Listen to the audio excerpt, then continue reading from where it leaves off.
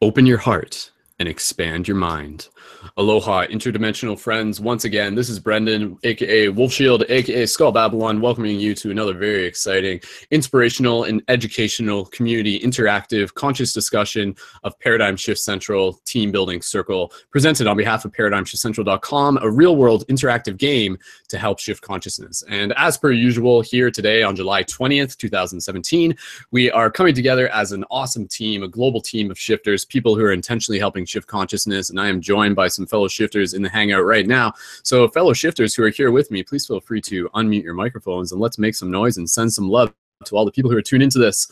So guys, make some noise and I'll give you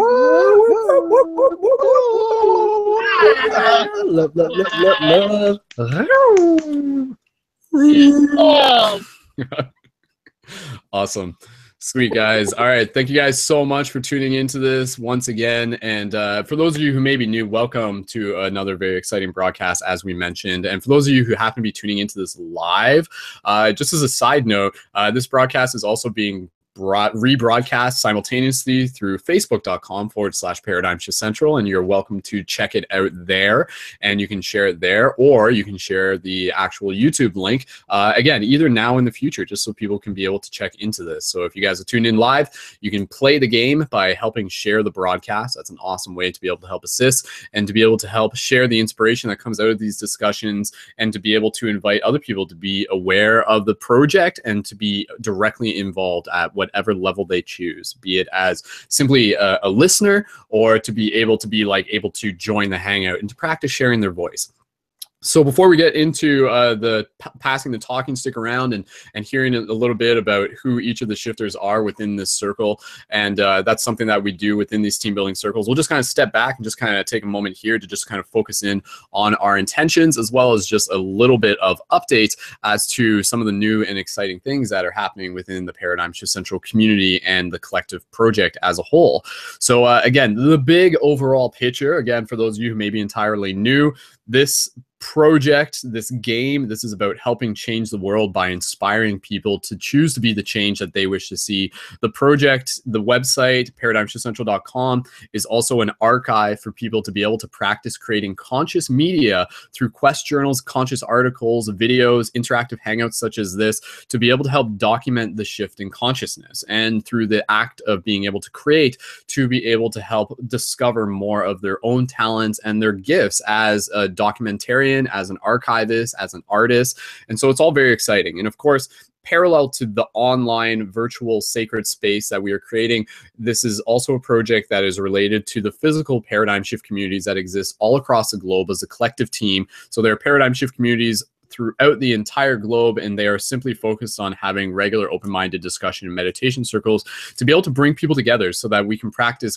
building community, being mirrors for each other's growth, and getting a chance to talk about the things that we don't normally get a chance to talk about, such as metaphysics, our nature as multidimensional beings, Sasquatch, UFOs, what the shift looks like to us, energies, chakras, paranormal stuff, lucid dreaming, psychedelics, anything that you guys want to talk about. This is a place for us to be able to talk about. And yeah, it's interesting because, like, just getting into this, I just want to be able to take a moment here, because I feel that there is, you know, whenever we do these broadcasts, it's always very interesting, because I feel, whether we realize it or not, we have the opportunity to sort of synchronize and acknowledge that many of us may be sort of experiencing parallel lessons simultaneously. And I feel from my own personal lessons and everything, like there's a lot that's kind of happened within the last week for me.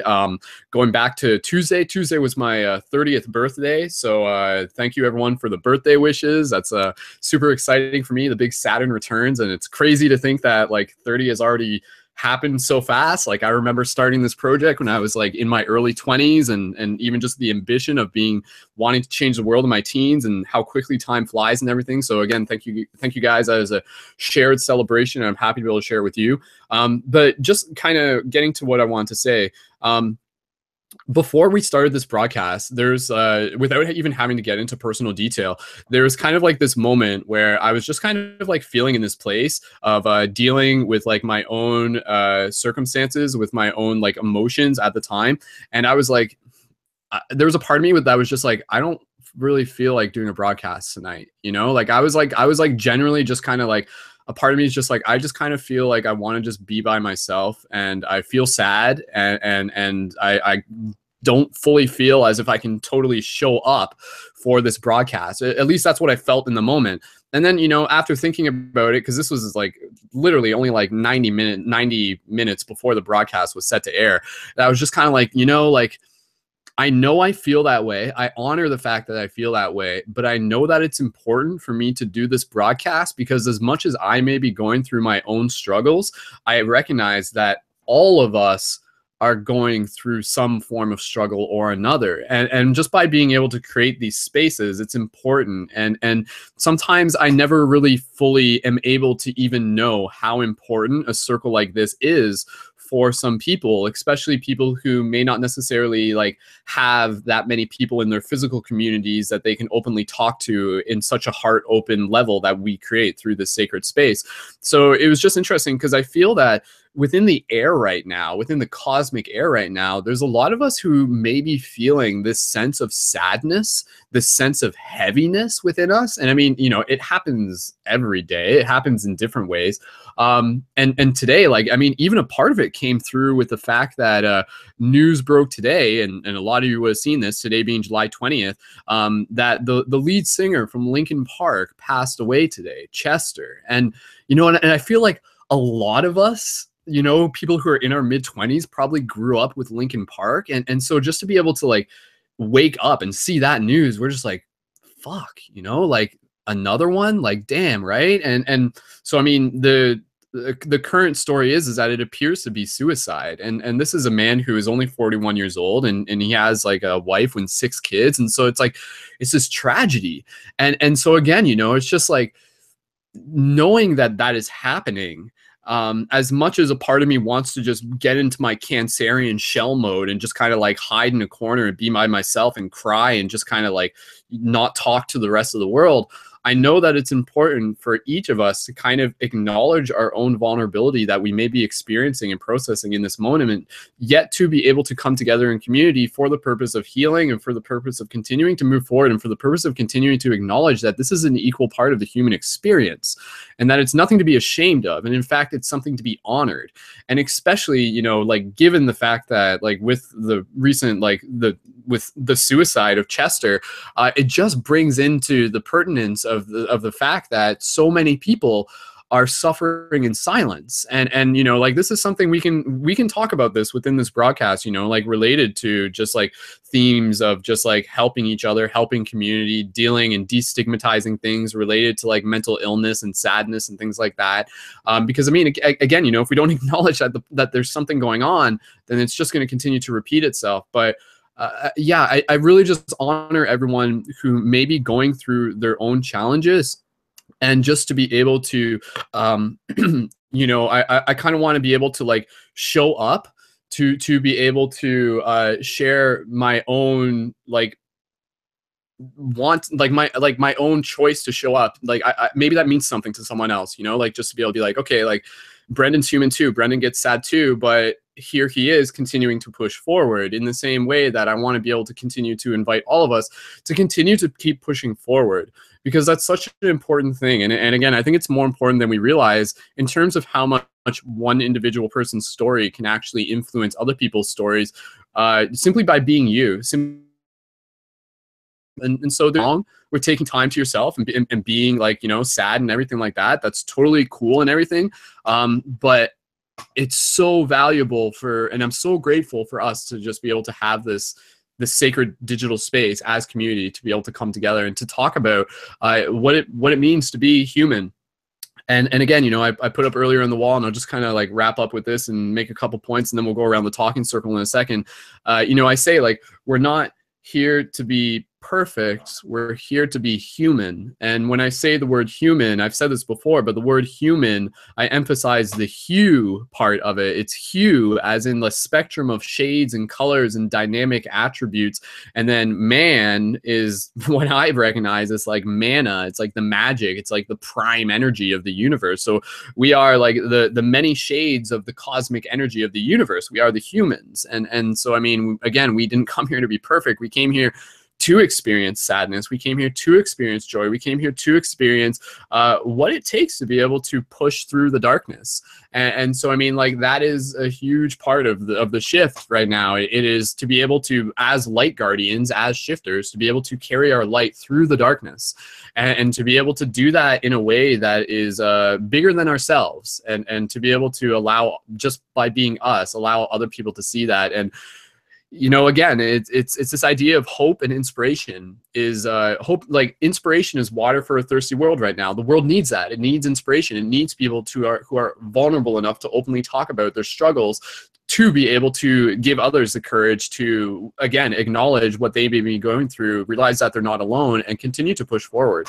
So again, I just honor everyone for whatever you're going through, wherever you are. You know, just thank you so much for being you, for being able to express yourself. Everything happens for a reason is one way that we can look at it. And I think when we can kind of step outside of that nonlinear perspective, it allows us to process the lessons, and process how we can learn from things. And you know, there's that idea of, like, sometimes, what's the exact quote? It's like, sometimes you win, sometimes you learn, opposed to the idea of sometimes you win, sometimes you lose. It's like, if you make a mistake, you know, it's only a mistake if you don't learn from it, kind of thing. So always be looking for the lessons, always be looking for the opportunity to acknowledge how something in your life is actually there for you. And, you know, that's kind of like this thing that you hear every now and then. Is it happening to you, or is it happening for you? So that's just a little bit about kind of what I want to share. And, you know, I invite anybody who may be wanting to talk about similar topics throughout this broadcast, so please feel free to do so. We're going to keep this broadcast relatively within a 2-hour time frame. We're going to, like, aim to keep it within that. If it goes over, that's totally cool. But yeah, another thing that I just kind of wanted to mention within, like, the recent updates and stuff happening within the broadcast is that I just want to be able to invite people to help get in the habit of using the website as a digital hangout space beyond these broadcasts. So we have the live chat, we have the voice chat.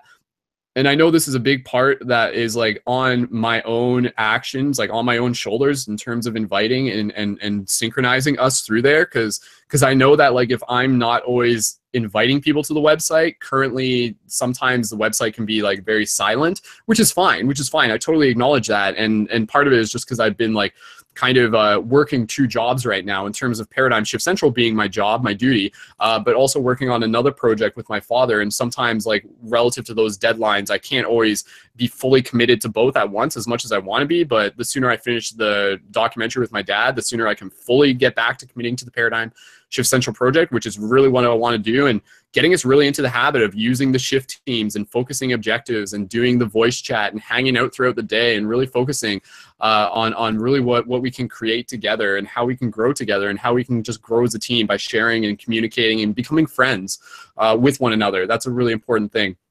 So again, just inviting you guys to, you know, in the morning, just jump on the website, jump in the live chat, and just check in, just report in, and just be like, hey, I'm online. And then let's get into the habit of using the voice chats more. And again, I'll help direct you guys through this, but just explore the website if you haven't yet. Familiarize yourself with it. That is the game. By learning how to use the website, that is the interface. That is, like, the way how we play the game, by navigating the tools that we have available and by utilizing them.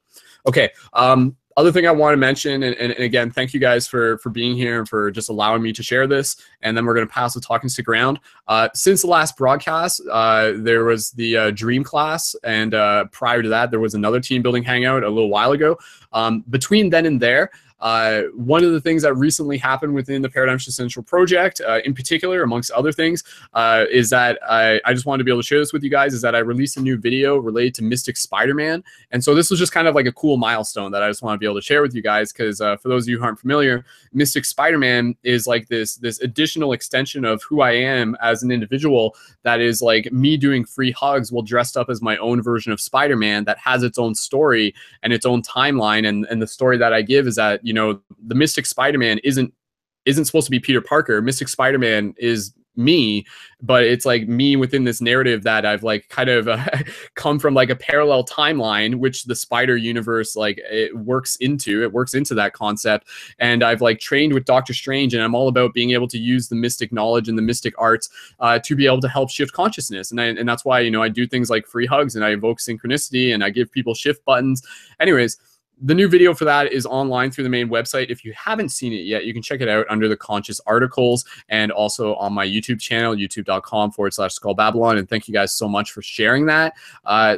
Those little things, those stories, getting a story out like that is a very powerful thing. And one of the videos that we released through Facebook, that was like a 1-minute version of the video, got like close to 30,000 views. And so, I mean, that's like, you know, a lot of people that saw that. So just planting that seed and letting people know that the whole idea behind doing that is encouraging people to be their own superhero, to realize that they are a superhero and they have the superhero ability. What does it mean to be a superhero? It means, you know, it means looking out for your friends. It means just like creating your art. It means like utilizing your awareness of yourself, becoming in tune with yourself, and then realizing how powerful you are as a multidimensional being to begin with. And so like, that's kind of the idea of this project, that as shifters, as light guardians, as superheroes, this project is about creating a space where we can continue to collectively lead by example, and for that example to be seen by people outside of this project in ways that are continuing to help change the world, just by, again, sharing that inspiration and inviting people to activate themselves and to learn about who they are and to ask questions and to realize that there's more to this reality than they have been led to believe. And there's so much mystery and so much excitement and so much duty involved. You know, the duty of shifting consciousness is this never-ending quest that we are on, and within it there are many like mini quests and stuff. So thank you guys again for being a part of this shared journey and this shared quest together. So yeah, that's basically kind of all I wanted to say, guys. Other than that, I'll get into some more details later. I'll talk about the team Patreon a little bit later if you guys want to check out the Patreon and sign up. And if we can get any new donations this broadcast, that would be awesome. Just as a side note, I'm going to be putting a lot of focus in raising the team Patreon over the coming months. And again, if people want to sign up for the Patreon, patreon.com/Brendon Culliton as a monthly micro contributor, and it's linked into this YouTube video. You can see like a little card up at the top, and you can click that, asking monthly donation, $3 to $5, get your shifter booster kit, which comes with your shift buttons. Awesome tools to help hack the matrix. A lot of you guys are familiar with that. Thank you to everyone already signed up. And in terms of future broadcasts coming up, just stay tuned. Make sure you're signed up to the main website, because I'd like to think that next week we'll do the one about the animals, which will be the consciousness of animals, which will be next Thursday. I apologize for the schedule not being fully like locked in as much as it used to be. Again, that's just because I'm kind of like juggling a couple things at once. But again, I appreciate you guys' patience, and we're doing what we can and we're making the most of it. And yeah, all is unfolding exactly as it should. So much love, and I see you. So let's pass the talking stick around, and we do have a few people in the hangout and some new faces as well. So I'm excited to be able to invite you guys to be able to practice sharing your voice. So again, you know, the intention behind these team building circles, let me just say one more thing. The idea that is a team building circle is really kind of like rooting back into that Arthurian legend of kind of like, you know, guardians and knights coming around the table, shifters coming around the table and sharing and collectively like getting to know one another. The idea of coming around in a circle is a very powerful concept. So everyone's equal in this circle. And captains amongst captains is a big motto here within the Paradigm Shift Central project. So again, what we'll do, we'll pass the talking stick around, and then just inviting you guys to say who you are, where you're from, and a little bit of what you're doing to help assist with the shift in consciousness. And so from there, we can just kind of continue to expand the conversation and go with the flow. So maybe since she's here and since she's been a part of the project for a while, I'd actually like to invite Jen to be able to introduce herself first, if she just wants to be able to check in and confirm that the audio is working for her. Jen, is your audio working okay? Can you hear us okay? Me? Jen, would you like to... Yeah, I'm actually like in a... Can you guys hear me okay? Because I'm like at the bottom of Texas, like I'm literally on the coastline. And so it's kind of bad reception. If you want to wait a second, can you guys hear me okay?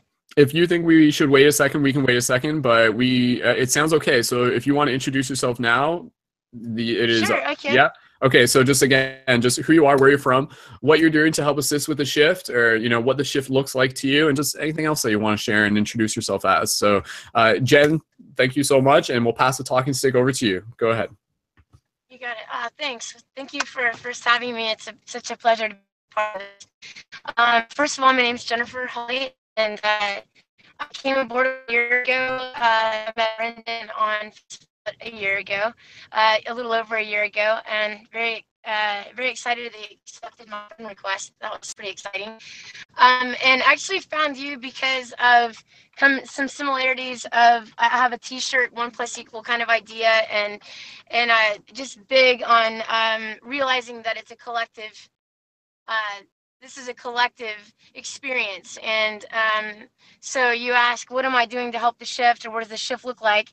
Well, the shift looks amazing, and what I'm doing to help that is to I do Tai Chi or Qigong in morning and evening, so that's one way I kind of help myself keep in a kind of central balanced state, and breathing, meditation, and so on. But also just on an everyday level, being mindful of my thoughts is huge for me, because realizing that our thoughts are creating this reality, I want to be a part of the change that's good, and so being very mindful of my thoughts, mindful of not only thoughts, actions, and so on. Doing so, also being to others, gentle with myself as well. This is huge, not only being gentle to others, but don't forget to be kind and gentle to yourself. And so, as for me on a daily basis, is it's just putting that foot forward. It's kind of like you were expressing tonight, how you just didn't know if you really wanted to get on. You were kind of feeling a little bit like you kind of wanted to be alone, but you felt that also this was needed because maybe there's others feeling like this or whatever. And so I that's kind of where I'm at, is like I'm reaching out to others, and like on a day I'm having a bad day, I might kind of post something that's to see if other people are feeling the same way, but I try my best in keeping it positive. But just doing kind of a daily thing of just staying in this positivity versus kind of negative and non-proactive is big. And then passing along this information of the shift, like awakening people, and how I'm doing that is just literally leading by example more than I am anything else, I guess. So that's it.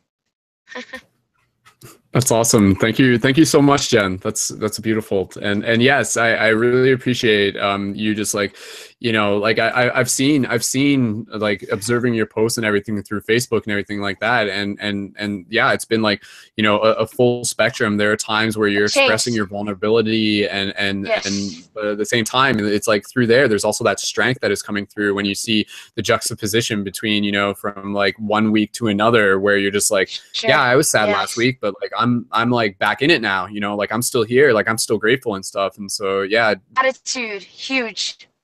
That gratitude. was another thing. Yes, I can't stress that enough. I think that there's something that I really realized with gratitude. You can never have enough of it, and never really see enough of it. I really give gratitude to everything, even like you were stating, these negative moments. They're not negative moments. See the gift in them. So this gratitude, what I've noticed, if you stay in the attitude of gratitude and staying in that gratitude, fear ceases to exist in gratitude, which I seem to find pretty neat. So when you're in fear, shift to being grateful about something in that moment, or just grateful in general, and you'll see that the fear kind of ceases to exist in that moment. Totally. Yeah. And that's something that takes practice, it really, yes, it really does. Like it takes practice to be able to like, even just, that idea of like, don't be afraid of fear and stuff. Yes, a huge one, right? Yeah, that alone just gets you. Yeah, exactly. Fear. Totally. Sweet. Yeah. All right. Jen, is there anything else you want to share at the moment? And we can always get into more topics as we keep going. So Sure. Just want to say, just grateful to be here. Grateful to be with all of the shifters and others that are here to help shift the world and make it a better place. So I'm super grateful to be in this great company. Thanks. Awesome. Thank you, Jen. Beautiful. Sweet. All right. Okay, guys. So we'll keep passing the talking stick around. And at this point, I'll just invite anybody who feels that they would like to go next to be able to go. And again, just inviting people on the YouTube, if you guys maybe even have any comments or questions, please feel free to leave those in the live chat, and we'll keep an eye on those and inviting you guys to share the broadcast, be it live or in the future in the recording as well. And also, side note, if you're looking for any of the MP3 recordings, check out Paradigm Shift Radio on iTunes, and that's where you'll find the post recording. So if you're not already synced up with that, you can get it on your mobile device, super easy. Okay, so we'll pass the talking stick around. So who would like to go next to introduce themselves? So we have... I don't mind unless someone else wants to go first. Yeah, Bryan, we can absolutely do that. So Bryan, again, you can just say a little bit about your name, where you're from, and what you're doing to help shift consciousness, or what the shift looks like to you. And being brand new to the Hangouts, welcome, Bryan, and go right ahead. Thank you. Yeah, I'm Bryan, but I go by Byron, but it doesn't matter. You know, just don't call me late for dinner. I was a former chemist. I'm currently an artist right now. I'm working on a few projects. I got a poem book I'm working on, a book for kids about aliens and evolution. And then finally, I do these memes like this one right here. It's, I don't know. You know, I don't know if you can read it. I love Facebook. This is me living immediate gratification. You know, like, it's just like, they're sardonic and oftentimes satire. But I didn't even know anything about what you guys were doing at all. Like, I just fell into this like half an hour ago, and I love it. And I think it's foundational, you know, like it's building towards something. And then also it's catalytic, which is like a chemistry term, where if you add, like, let me put it this way, like the fittest bacteria can replace all. It's not the strongest or fastest or smartest, it's the fittest. So what it has been in our current culture, and my understanding, is that it's been what's convenient, not it's short-term profit. Those are the things that I think that we have to fight against, or become more aware of and dissolve in its own natural state. I don't know how to describe it, but yeah, it's kind of weird being live right now. Well, that's cool, man. That's cool. And again, you know, I'll just say for you and for anyone, part of the reason when we do these broadcasts, it's really good just to be able to go back to the idea that this is all just practice. This is exactly why we do this here. So yeah, totally, man. But yeah, no, Bryan, I really appreciate you just kind of like having that like chemist perspective on things. I'm just kind of curious, if you don't mind me just kind of like picking your brain for a second.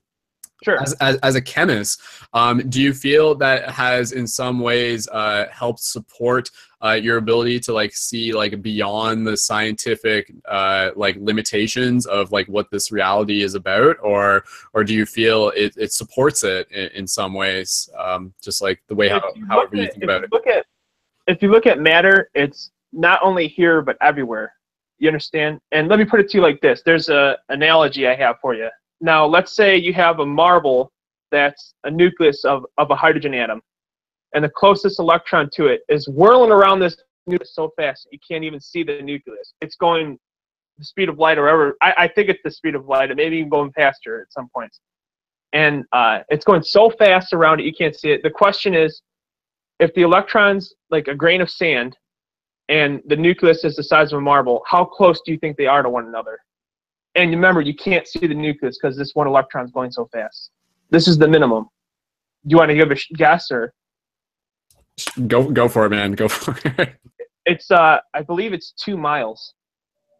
So that's just how far everything can seem, but that's actually how close everything is together at the same time. You know what I'm saying? Like, for example, the sun takes 8 minutes for the light to actually hit Earth, because it travels the speed of light. So when you see the sunset, it actually happened 8 minutes ago. When you see the sunrise, it happened 8 minutes ago. That's super interesting. Just again, for you to be able to sort of like explain that from that perspective. We'll pass the talking stick around in a second, but before we do that, I just wanted to be able to ask you, and we did have a couple new players who recently joined the game. So shout out to you guys. You guys know who you are. I'll get to you guys. I see you guys. But I was just gonna say, you must have heard the recent news about like how China teleported like a proton or like a single. I only saw the headline, so I have to read more. Yeah. I didn't have enough time to read the article yet. So All right. Okay. I don't know what they did, but there's a Heisenberg uncertainty principle where if you know the location, then you don't know the speed of an electron, and if you know the speed, you don't know the location. Like it's like a paradox. So they maybe transported something in energy levels, but yeah, I don't know. Okay. All right. We'll have to. Yeah, I'd love to hear your thoughts on that. Just like the idea of like quantum entanglement and non-locality and stuff like that, because I feel like that concept is a very powerful one and definitely one that will. To me, I write those down. Non-locality. Non-locality. Yeah, your microphone's breaking up a little bit right now. Just a side note. I'm not sure why, but we'll. It's all good. Yeah, the concept of non-locality. You were just asking what that was, or it basically sounds like the Heisenberg uncertainty principle in that sense. Yeah. So cool. Okay, well, Bryan, we'll get back to you in a second. Yeah, I'm not exactly sure why your microphone's a little bit choppy, but I think we'll be able to fix that and stuff. But, I'll switch on headphones real quick. Okay, all right, Bryan. Thanks again for introducing yourself and for joining. Awesome. Thanks, man. Sweet. All right, okay, guys. So we'll keep bouncing around here, and all right. So we do have a couple new players who recently joined the game. We also have Christopher. We have Forrest. We have Jesse, and we have some weird-looking alien people sitting on a couch. I'm not sure what that's all about. Hey guys, how's it going? That's Gabe and friends, and they actually got like a conscious retreat going on right now. So it looks like it's a party at their house. So that's super awesome. Maybe who would like to hold the talking stick next? I'll leave it open. Chris wants to go next. Okay. All right. So Chris, we'll pass the talking stick over to you, fellow Londoner in London, Ontario, Canada. We're not in the UK. Some people still think we're in the UK. I don't know. Chris, let me just check your microphone. And hello. Testing. Yes. Can you hear me? Yes, we can hear you, man. All right. So I think you know the drill. Who are you? And maybe anything you're doing to help shift consciousness, or any recent thoughts that you want to share, or anything like that. So go ahead, man. Welcome. Oh, hell yeah. So first of all, Brendon, I miss you, and I did not know it was your birthday recently, so happy belated. Thank you. 30, that's awesome, you sexy bastard. So yeah, I'm Chris. I'm also from good old London, Ontario, like Brendon. I was lucky enough to actually know this guy in person now for like 6 years or something like that. And I go in and out. Like sometimes I don't appear in the paradigm shift stuff for like months at a time, and then I'll go for like months at a time and be on it every day. Like it's just, I don't know. But I love this stuff. I love this channel. I love this community. It's pretty awesome. And I also, thanks to all the new folks popping in and the people that I haven't met before. Like I really enjoyed those 2 intros. You guys seem really awesome. I like your memes, by the way. Bryan, I think your name was. That was badass. I would also just like to say this is the first time I have done one of these things out on my balcony, currently staring at a completely clear sky with just a bunch of stars. And it is, as if these hangouts wasn't already awesome enough. You know, it really adds to the experience. So I'm a big fan of that. But yeah, I've been into this jazz for like years and years now, and this community has really just been nice to be able to trade ideas and to debate as well, friendly debates, you know, depending on different perspectives and experiences, and it's really awesome. As to like what I'm kind of doing for the shift, for me, to be honest, it's a lot more inward than it is outward, because while I'm sure for this, I'll take you for example, Brendon. You're very, and inners as well. I'm very positive, but you're also very outward. Your reach is wrapped all the way around the entire globe. It's pretty badass. But for right now, I'm just still kind of inward, and I'd say my goal is to just always kind of be the kindest and constructively kindest person I can be. You know, there's such a thing as, you know, being too nice, and then you're not helping anybody at that point, not yourself or the people you're being nice to. But like, you know, just to always put forth positive energy, no matter where I go, no matter the situation, and just just try and be the best person that I can be. That's just my kind of game right there. And also, like, in my meditations, I'll gather all my little good old hippie crazy crystals, put them into a big pile into some crazy shapes. I got a crystal ball and everything, and it's fucking dope. And I'll just like try and channel my energy into that shit, and just like I picture like a laser beam coming out of like my pineal gland and then going right into my crystal ball, spreading out to like the fucking 20 crystals I have surrounding that, and then literally just exploding all over the earth. It's a lot of fun. It's and I'm sure you guys are like, oh yeah, that is pretty cool. Tell that to anybody else, and they're like, okay, so up your meds, buddy. It's pretty cool. So like I said, mine's a lot more inward. However, I do, especially in my meditations, especially lately, try to really project that stuff outwards. And yeah, that's kind of my jam right now. Also, big fan of the scientific kind of perspective that we've already kind of jumped into for the first 20 minutes here, because that's also a fun concept. I'm into metaphysics, you know, the whole beyond what's going on with what we can feel and touch, but at the same time, what we can feel and touch is also a huge part of it as well. So definitely a big fan of like what he was even saying with the atoms.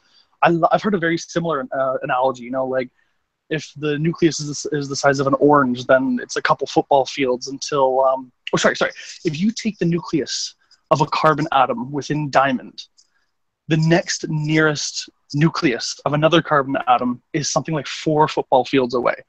And that's the most dense thing we have on Earth. So it's pretty crazy to think that like so much of everything is actually nothing. So I'm down for the science talk at some point tonight.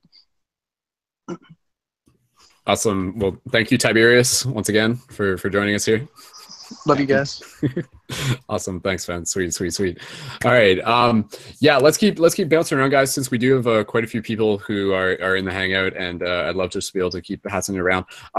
One thing I just wanted to mention, just because it was just like we were just like talking about stuff, and then I got thinking about like aliens and everything.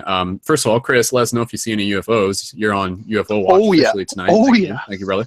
And but there's a new movie coming out. You guys know how I'm a big fan of like movies and symbolism in movies, and I just wanted to put this out there. There's a new movie coming out called Valerian. And for those of you who haven't heard about it, it's from the director who made Fifth Element, and a very conscious film by the looks of it. And it's based on a graphic novel, but it's basically about like this like couple, this guy and this girl, and they're like time traveling cosmic space cop type people. But the thing that's really cool is that part of the story is that it's called Valerian and the City of 1,000 Planets.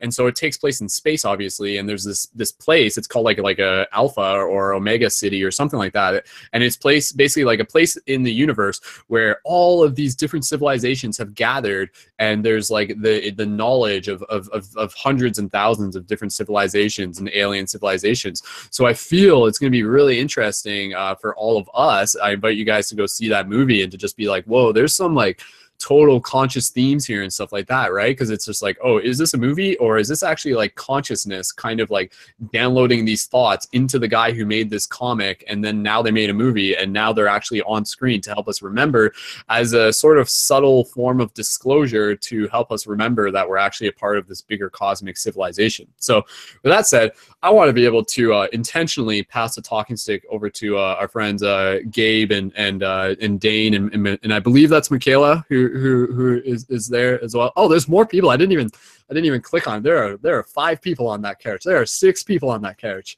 There could be more people on that couch. Okay, guys, let me just check your microphone, but I'll pass it to you guys, and I'll let you guys sort of decide on how you guys want to talk and everything like that. But Gabe, huge shout out to you, and I know you guys have got an awesome conscious retreat going on, so welcome everyone, much love, and passing the talking stick over to you guys. Welcome. Hi, happy birthday! I had a dream with you last night, and we were talking about it on a nature walk. It was really interesting. Do you wanna just see if you can get closer to the mic before you get into your story? Because Yeah, that's gonna be better. Yeah. Okay, go for it, man. You had a dream about me last night? Is that what you said? I had a dream about you last night, and also your dad was in it. It was really interesting. And I had gone to visit you in Canada, and we were walking on this nature hike. And we were can you get closer? Can you get closer? Because like it sounds like hollow and stuff. I don't know if it's like your signal or what, but I know your mic sounds better in the past. Can you hear me better? As probably as good as it can be right now. So yeah, that's cool though. Hi guys. Okay. Basically, I mean, long story short, it was a super interesting dream, and yeah, it was fun. But yeah, we basically just got done with this retreat, and half of the retreat decided to stay. And we're just here hanging out and bringing love and consciousness.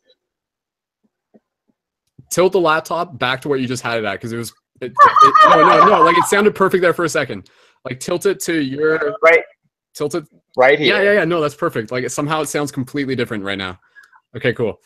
Okay, I don't know. I'm not entirely sure why that is. I don't know why either. But dude, I'll just say real quick because I told Michaela.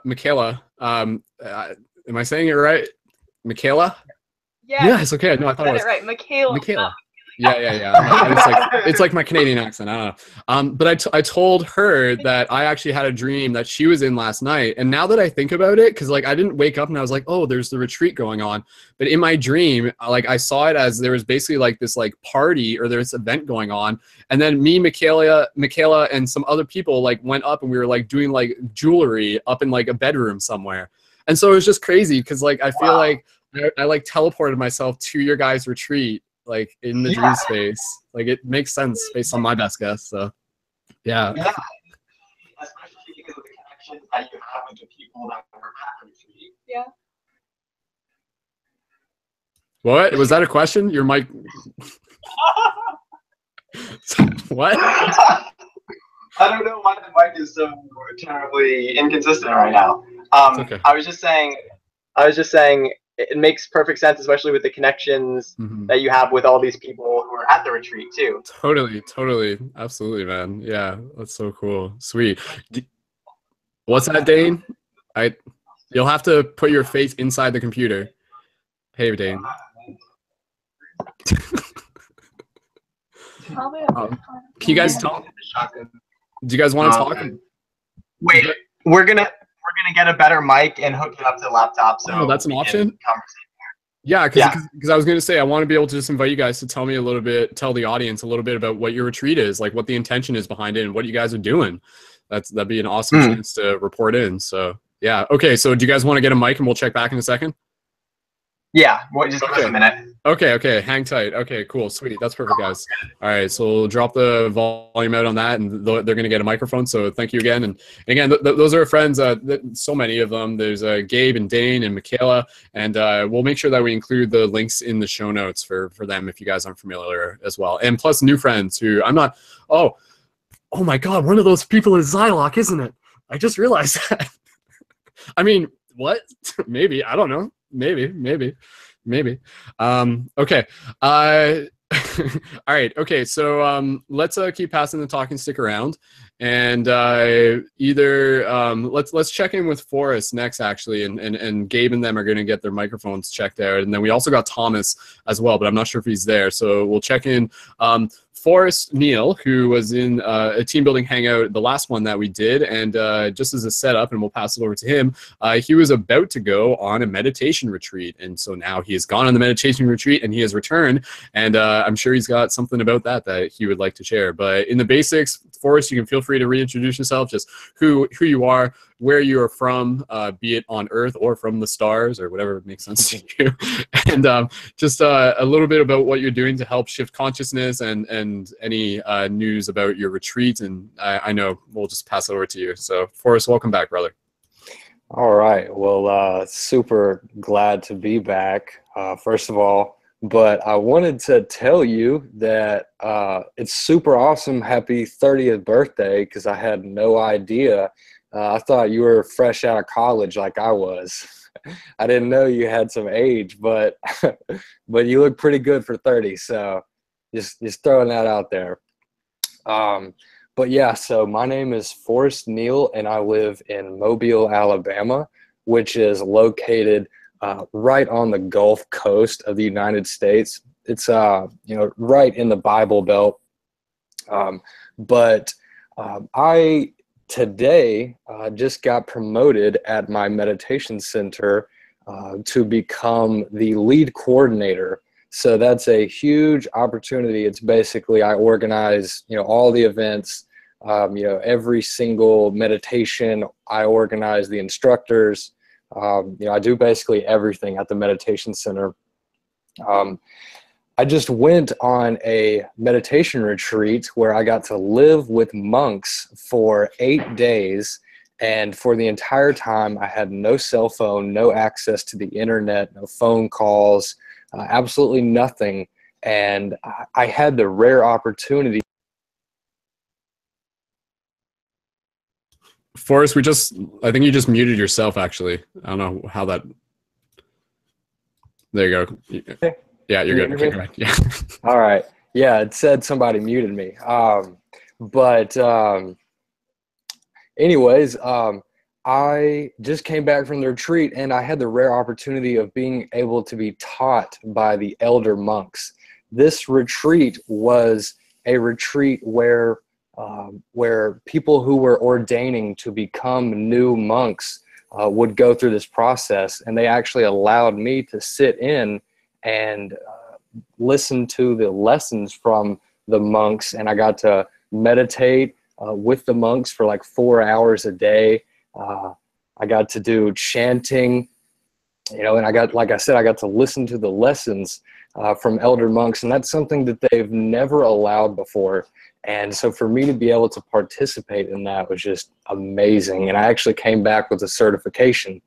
So that means I can teach classes as if I was a monk. And so that's an amazing thing. And so I'm a lead coordinator at the Meditation Center of Alabama. That basically means I do everything and I organize everything. And I also have a YouTube channel that I've been working on where it's, the ball has started to roll, and, things are still growing, but I actually just reached a milestone, and my videos have been viewed in over 100 countries now. So I'm very excited, to see, how far the reach is that I'm able to touch, because being able to make videos that influence other people's emotions, on the other side of the planet, it causes a domino effect. And whenever you can reach that far across the world, it just creates a larger and larger impact. And so I'm just so excited to see where things go from here. And, I'm really interested to hear more about what you guys are doing. So, with that being said, I think, I'm definitely ready to continue forward and discuss some more topics and hear from some more people. That's awesome, man. Thank you so much for sharing. But I just want to just kind of like ask you real quick, how do you feel that, like, through your experience with the meditation retreat, how do you feel from the time you went in to the time you came out that you have changed or that you have shifted in some way, if you just want to reflect on that? Yeah, well, I actually gave a lesson last night to my meditation class about my experiences and what I learned. And I could really go on about that for a while, but just to make things short, I think going into it, I was afraid because it was a Buddhist temple, and I would be dropped off there for a whole week, even more than a week. So I had no idea about what would happen, and I would be in the situation where I sort of, had no control over what would happen there, and I couldn't exactly leave whenever I wanted to. So I definitely had to get over some fears. But I think the amazing thing that really happens whenever you take leaps like that to things that make you sort of scared, or things that you're afraid to do, is that you end up having experiences that you just couldn't have imagined, and really experiences that you've always wanted to have, but you've never been willing to take the leap and do what needs to happen in order for you to have that experience. One of the quotes that I was talking about, I actually got interviewed while I was at this meditation retreat for a television show in Thailand, and something that I said was just that, one of my favorite quotes is, "The cave you fear to enter holds the treasure you seek." And I think that speaks so deeply to everyone in our personal lives. Usually we know the thing that we have to do, if we're confused. We know what we have to do, but our ego is getting in the way of allowing us to do it. And so if we can just get past, our egotistical perspective, then some pretty amazing things can happen. And meditation teaches you how to control your ego and to silence that voice in your mind. And so I'm fascinated with learning more about it and how it can help people to reach, higher levels of consciousness, or to simply find happiness and peace in their own lives. So that's really what I aim to do. But, I could speak more about the retreat. Maybe, in the future, there's just so much I have to say. But, I appreciate you asking about it because it was an amazing experience. Awesome, man. Yeah, totally, dude. I would love to hear more about it. Yeah, even just, I'm just kind of curious, like in terms of sitting down and meditating for a while, like what you quote unquote might have seen or saw or like felt or something like that, because when you're in a place like that, like eventually there's kind of levels to meditation. You're just kind of sitting there and things are kind of black. But then when you kind of like get into a deep enough state, it becomes kind of like that active lucid dream while still conscious, in a way. I don't know. Do you want to say anything about that? Yeah, briefly. yeah. Okay. So a little bit more, and then we'll pass it around. So go ahead. Okay. This is a big topic that a lot of people ask about whenever they come to the meditation center. Usually they want to learn how to do things like astral projection or lucid dreaming or anything like that, to have experiences that are similar to those type of events, but through meditation. And, I think everyone, first of all, experiences meditation in a different way. The way that I've been taught has been in a traditional sense through a Buddhist tradition called Dhammakaya Buddhism, which is actually the world's largest Buddhist organization in the world. And so I sort of have a perspective on having lucid experiences through meditation. And really, my truth is that whenever I'm having my best possible meditation, it's just complete clarity. Like it's not me going somewhere. It's not me leaving my body and going to outer space or, doing something, outside of the norm. It's really just deep relaxation and clarity. And what happens whenever you deeply relax is you have certain realizations. You can feel more about what's going on around you. So in that sense, you connect to the lucidity of what's really happening around us right now. And it's not like a made up thing, like I'm just having, an imaginative experience or a visualization. Like I'm tapping into, the craziness that right now we're standing on top of a giant rock that's flying through space right now. And it's happening every moment. We're constantly moving. People often ask, or they say like, I want to be, on a spaceship before I die. And the truth of the matter is that we're on a spaceship right now and we're flying through space right now. And whenever you're in meditation, whenever I'm connecting to my deepest meditation, I feel that. It's not so much as I'm seeing it, it's that I'm embodying it. And so I don't want to like demean anybody who looks up to those sort of experiences as being like the peak, but there's definitely, a feeling that you get of that being the true reality that I think is one of the greatest things that I experienced, especially throughout this meditation retreat.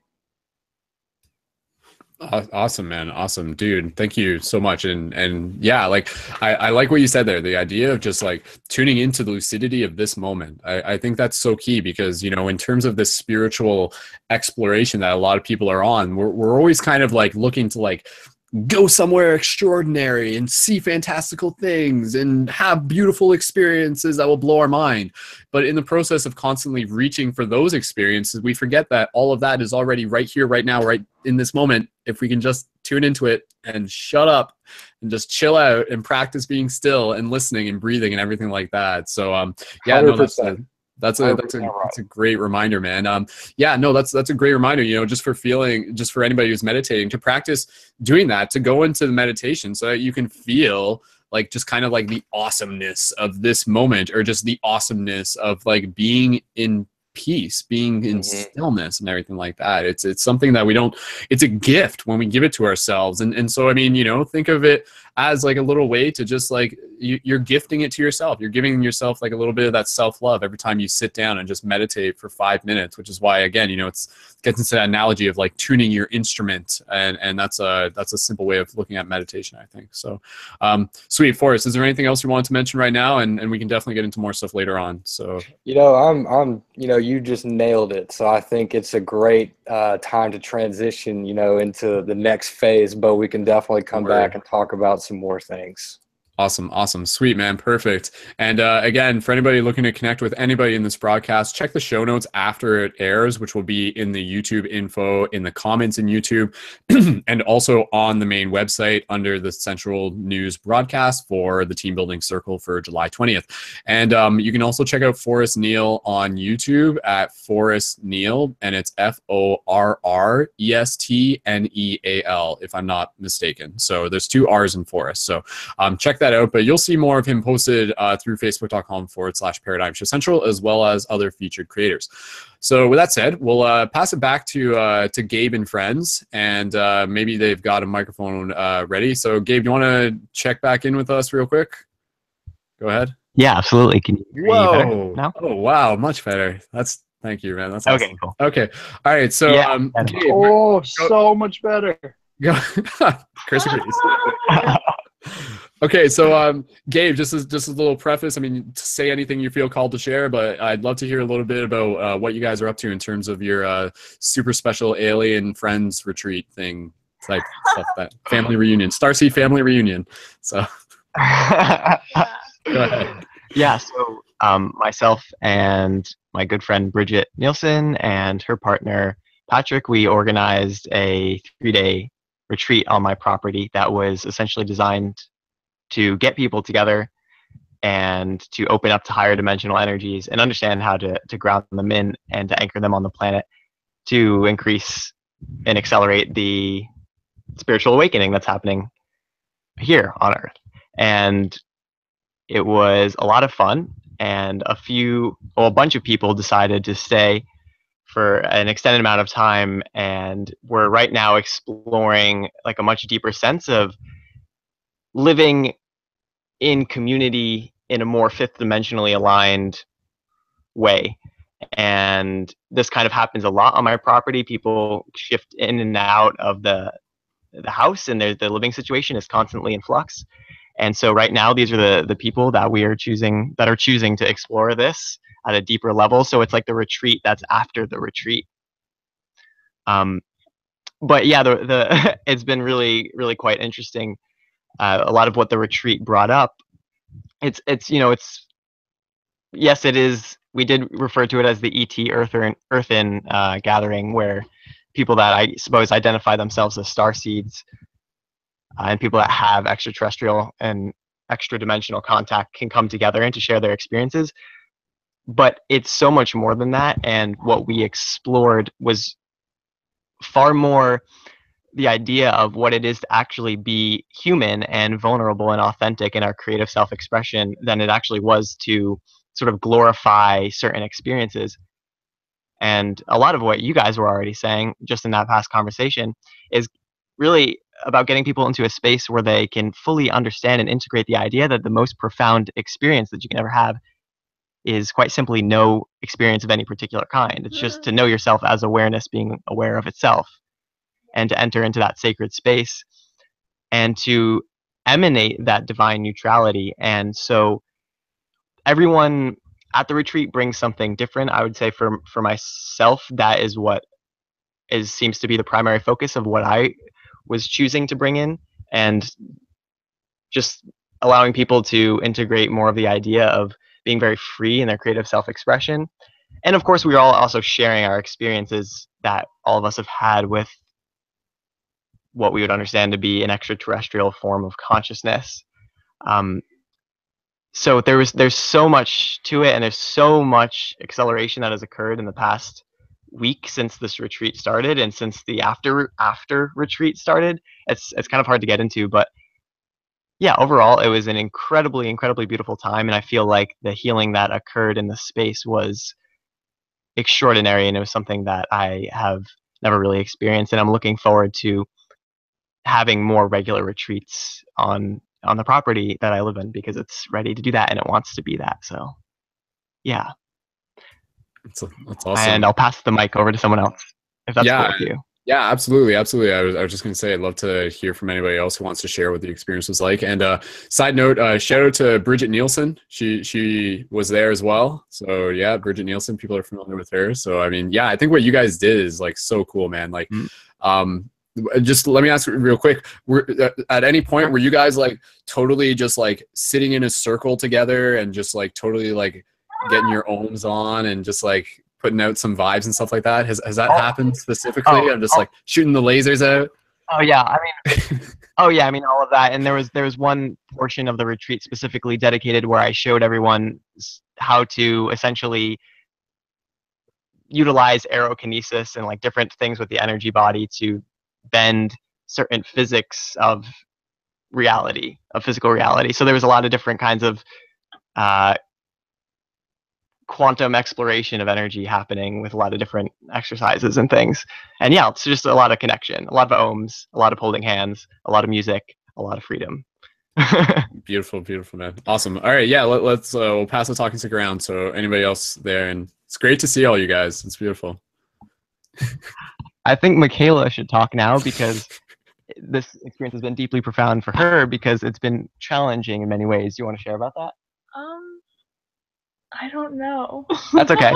Okay, who else wants to share? Hey, I want to introduce you to a fellow Canadian, and he actually lives, I think, in your neck of the woods. He lives in Ontario. Oh, cool. Yeah. What up? Hey, man. Sweet. Hey. Thank you for making this happen. I'm happy to co-create with you all. Awesome, man. Awesome. Sorry, Yeah, what's your name? My name is Raheem. Raheem. Awesome, man. Pleasure to meet you. You're amongst some beautiful people right now.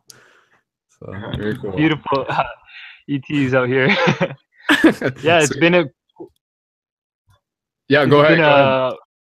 Transformative experience. Definitely feeling the abundance, the love, the opportunity to feel the unity consciousness, to actually integrate into the collective consciousness and to experience high vibe tribe living. And it's just, I'm truly grateful to Nash, Zylok, Gabe, Michaela, Dayne, all these beautiful souls. It was actually about 25 to 30 incredible, beautiful extraterrestrial beings that really just opened up the conversation to just pure vulnerability. And everybody was completely open, and we turned it from a conscious conversation to a musical conversation, and through drums we were able to communicate and elevate. And yeah, the vibe is still rising up, just leveling up. That's where we're at right now. Yeah. It just keeps on going and going and going forever. I love you, Brendon. Oh, I love you guys too. Miss you. Michaela. It's so cool. Yeah, I was like, I totally wanted to like be there if like, yeah, at some point, I'm sure maybe I'll be there. We'll see you guys. You will, man. It'll come together. And we're gonna have a lot more retreats on a more regular basis. Like, it's very clear that we have to do that, so there'll be more opportunities to participate for sure. Yeah, that's what I mean, man. Like, I'm curious. Maybe I can ask Michaela. Oh my God, Michaela. Every time. I don't know why. That's my new name. It's okay. I was just gonna ask. Why is an event like this important? You know, how do you feel this like sort of ripples out beyond just a single event? Can you reword that? I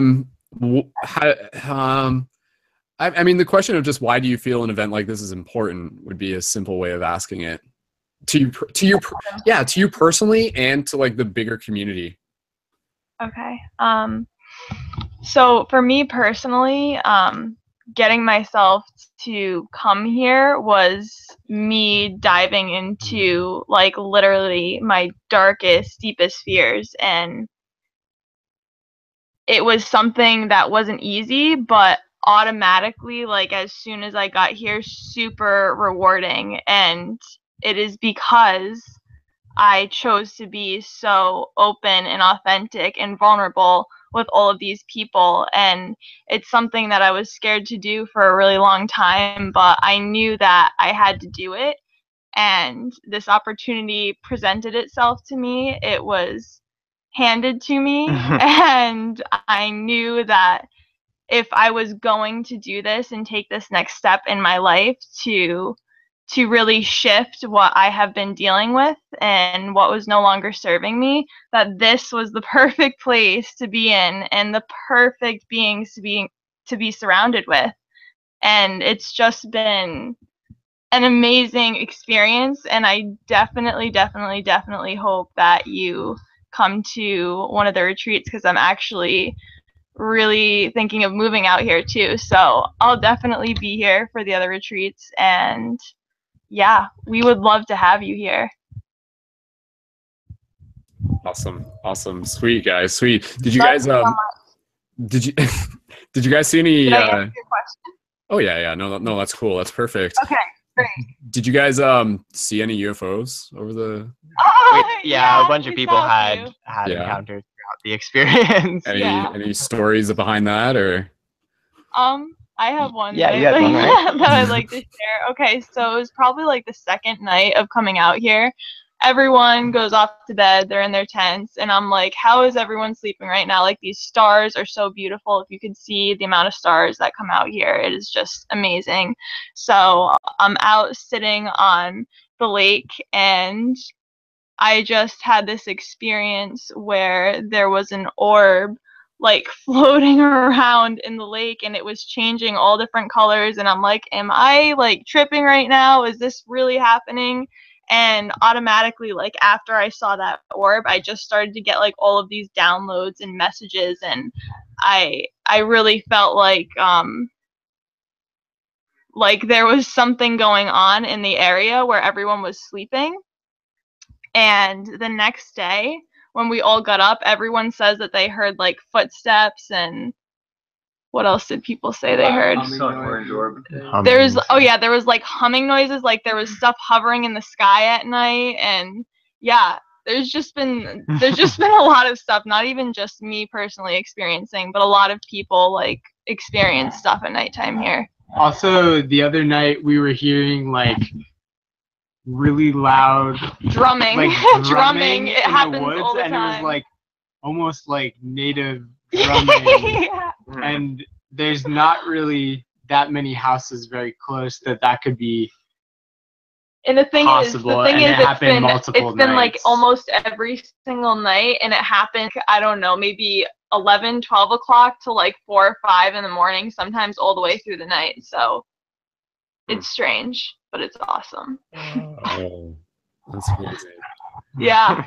So, Gabe, maybe I'll just pass it back to you, or anybody else who wants to answer this. But I mean, I feel for people who may not be already familiar somewhat with this community and stuff like that, like this, in a lot of ways, it just sounds like too crazy to be true. It sounds like science fiction, but like, are we at the point within our ongoing timeline of consciousness where, like these UFO experiences like are actually becoming something more and more common? And what does it mean for them to be more and more common? Like are we, like, you guys are in a lot of ways, I feel, an event such as yours, as unique as it is almost like you guys are kind of like the vanguards for like this next step of contact experiences that are occurring and stuff. Like a lot of people would be like, oh my God, we saw UFOs. But now it's gone to the point where it's just like, cool, there's some UFOs. Like, let's go say hi and stuff. And it's so normalized. But like, what, with it being normalized, like, like, where is this leading us towards, kind of thing? So whatever you have to share within that. ultimately, all of these experiences are reminding us of the fact that we're infinitely connected to something that's far greater than who we are as individuals. And as someone that has conscious contact on a very regular basis, it always comes down to the fundamental understanding of universal love and connection. And ultimately, it signifies many things, but primarily signifying the fact that humanity is ready to move more into its essence of its divine nature. And I noticed that some people don't always connect this idea of extraterrestrial contact with this beautiful spiritual essence that we are all actually a part of. And so for me, it always comes down to that fundamental understanding that we're infinitely connected to that which is undefinable. And somehow through this connection, this infinite undefinable source of consciousness is appearing in all these different forms and giving itself all of these different wonderful experiences so that it can get to know itself. So the more that we get to know ourselves and we make contact with ourselves, the more that we can make contact with these extraterrestrials. And in terms of like where it's heading, the way that I experience it within myself and these people that I'm associating with, it's leveling up our vibration to be even more closely relatable to this extra dimensional and extraterrestrial frequency, so that in opening up we can basically translate it more accurately and then disseminate the information that we gather in our experiences to other people to essentially just accelerate spiritual awakening. So yeah, things are happening really fast, and it's going to become way more tangible. It's going to become way more accessible to the collective to have these particular types of experiences, and it's really exciting. And I just want to see if anyone else wants to add to that. I think Nash does. Hold on. Go for it. Hey, Nash, I just wanted to say hi. We haven't formally introduced, but good to see you, man. Brandon. Nice to Good meet to see you too. I kind of helped facilitate this room quite a bit, and with Bridget and Patrick. And so really I would say in terms of like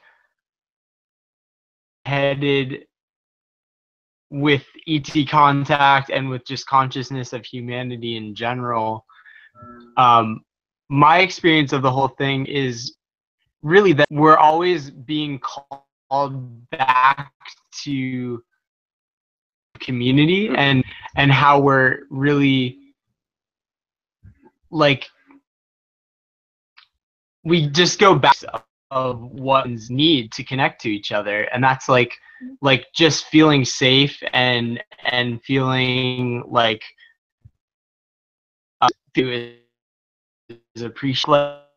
Like that goes like an earthly level, and then it goes to a more base and beyond where like as Earth, as like one unit, we can like start to appreciate like the whole planet and just how we all relate to each other as one like big planetary community. So, you know, the more that we hold these kinds of retreats, of course, people will start to connect to new parts of themselves that may be represented by ETs or may not. You know, it doesn't really matter at the end of the day. It's just that like we begin to form new ways to relate to each other as a society. Like, I mean, we talked about new forms of education, and there's new forms of creativity and new forms of living structures, and all these things all so interconnected at the end of the day. You know, we're really tapping into the personality and then bringing it back to like the simple like humanity of the whole thing, and like, okay, we're all just here like having this experience as the being the source, you know. So that's kind of like my perspective on the whole thing. Yeah, just bringing it back to the connection that we have with each other and our greater connection that we have with the source.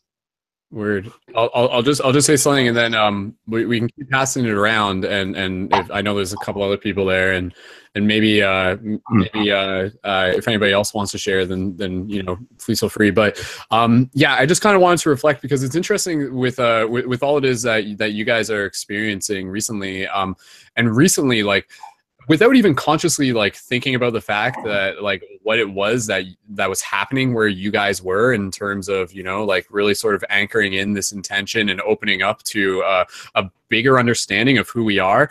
I was feeling like I was really doing that myself. I was kind of like going through my own transformation of kind of really through like relationships with other people who also share kind of like this cosmic identity to begin with. It allows me to sort of tap into that cosmic identity that I don't always fully acknowledge within myself, that is really kind of like this you know, really taking a moment to step back and being like, okay, yes, I am like the Brendon who is like, you know, like very physically grounded in this reality and still has to like pay bills and get food and go to the grocery store and like fill my car up with gas and, you know, like have like relationships with people in a very like regular common ways.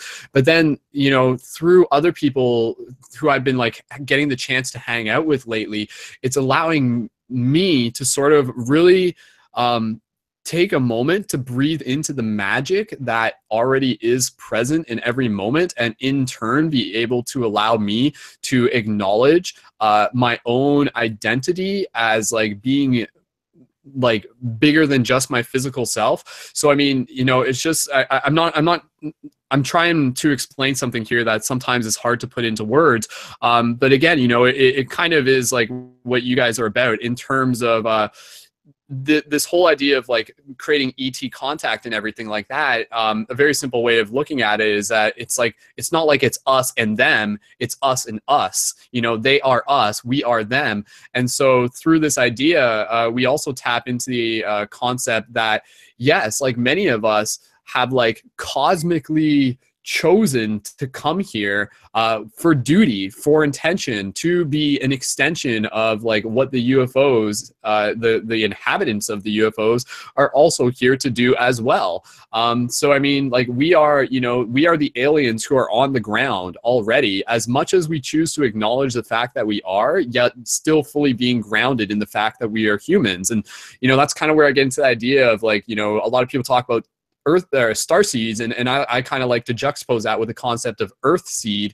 And I think the reality is that it's both. It really is both.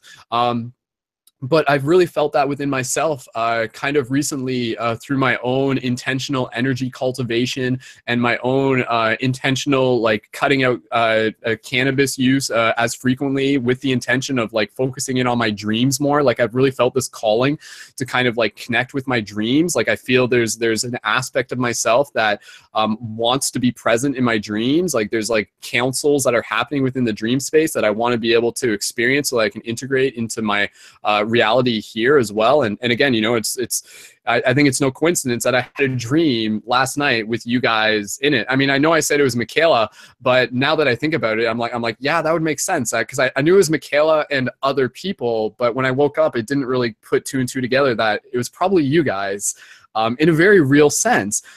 So again, you know, within this Paradigm Shift Central project, I think it's beautiful when more and more of us start really waking up to a bigger cosmic identity, a bigger cosmic understanding of who we are, yet in a way that makes us more passionate about the duty that we are here to partake in, to help us see like the bigger story that we are co-creating together. So with that said, I want to be able to pass this around in a second, but maybe before I do that, it's 11:11 on my end, and I'd love to be able to just do like a short meditation. But what I'd actually like to do, I'd actually be able to invite either Gabe or someone there to maybe just lead us through like a few breaths and maybe like anything that you feel called to kind of anchor into this moment. Gabe, if you're down to do that, if you want to help with that. So let me just check the microphone. I'm down to do that if Yeah. people are down to listen to Okay, it and participate. Sweet. So for anybody who wants to participate, let's just do like a mini micro meditation. We'll keep going around with the discussion, and we do have a couple other people here that I want to be able to pass the talking sticks to after this meditation, and then we'll aim to wrap up the broadcast probably no later than 12:30 on my end, which still gives us a little bit over an hour, and we'll do a tarot card reading before we wrap up the broadcast as well. So yeah, again, I think it's really beautiful for us to start seeing ourselves as who we are, rather than just the limited, narrow perception of who we've believed ourselves to be based on, other people's stories and stuff like that. So, yeah, it's really awesome cosmic stuff here, and it's fun to try and put it into words. So, okay, Gabe, passing it over to you, and I'll let you guys sort of guide us through a short micro intentional meditation here. So go ahead, brothers. So, of course, with all things, life is the breath, and the breath is life. So, if everyone can just take an inhale, and when you're ready, exhale.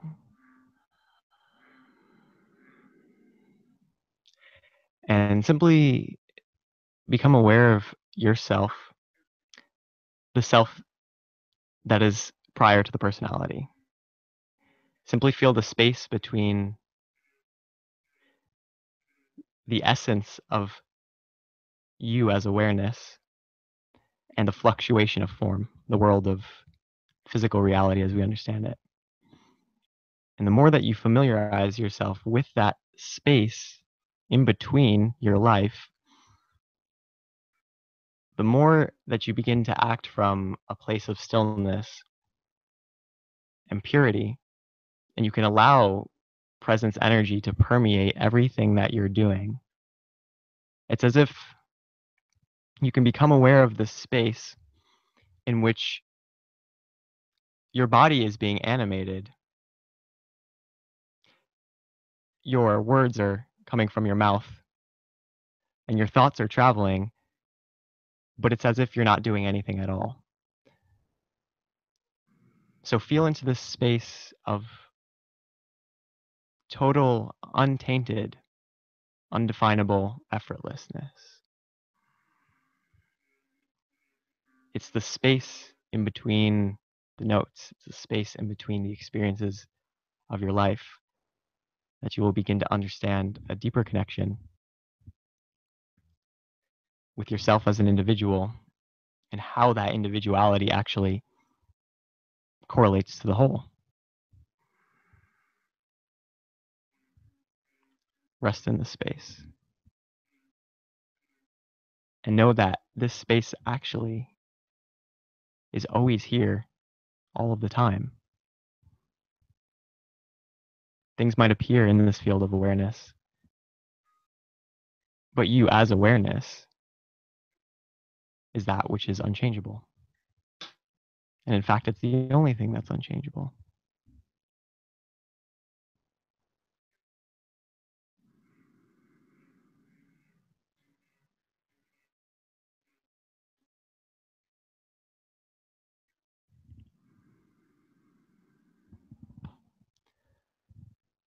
From this space, there is only divine neutrality, a pure state of acceptance and acknowledgement for all the infinite perspectives and form.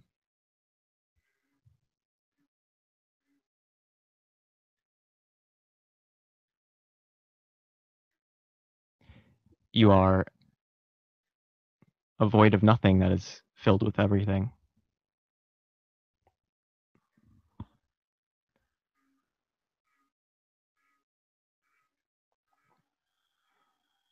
You are simultaneously everything, yet no one in particular.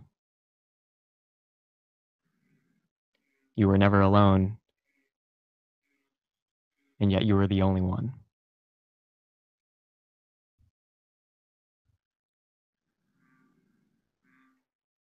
Know yourself as this one.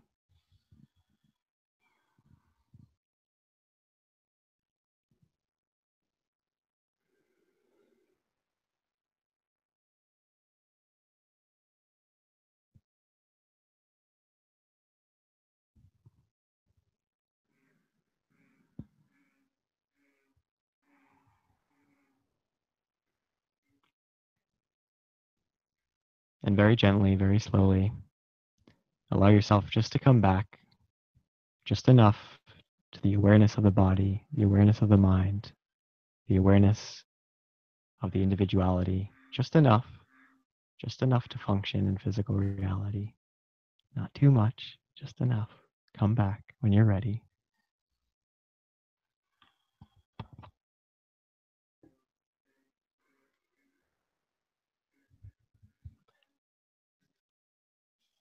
Thank you, and infinite love to all forms.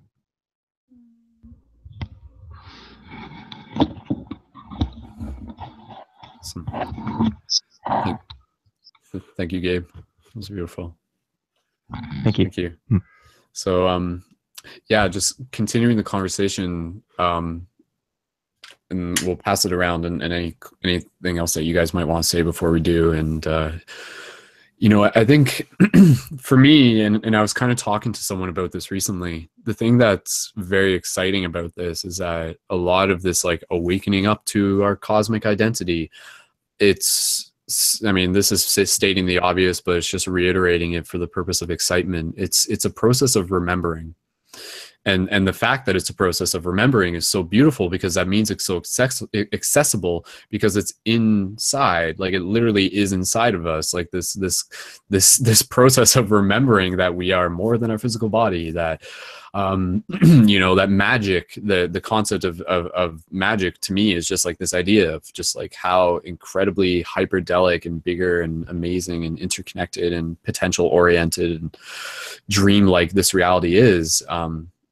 It's there, it's always there, and when we can remember this through oftentimes the interaction with community, it's a very, very exciting thing. And so I think that's kind of what I was trying to say before we went to the meditation, is that as much as I'm like, okay, I'm 30 years old at this point, I've done a lot of remembering.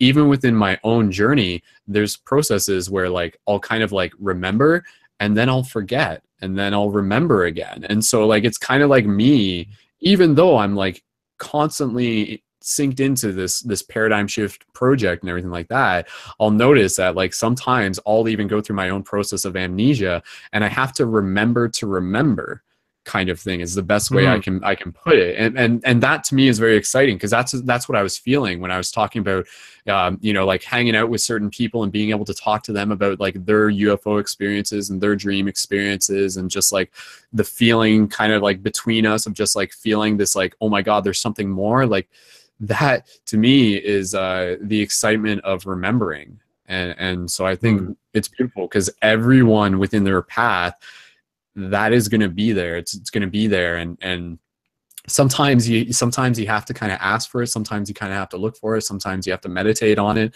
But it's there. It's always there. And so, it's just, yeah, it's so beautiful though. But yeah, it's all just hippie talk, man. But it is just hippie talk. It is. Okay. Thank you again, guys. Let's. I just want to check in if there's anybody else with amongst the group. I'm not sure if Zylok or Zylok's quote unquote friend might want to say anything or anything. I'll leave it. Whatever's comfortable with you guys. I think that. You still want to share? So I think that we have. Okay, well, I'm going to pass it to a good friend of Zylok's. Yes, because Zylok's friend. Yeah. Okay, go ahead.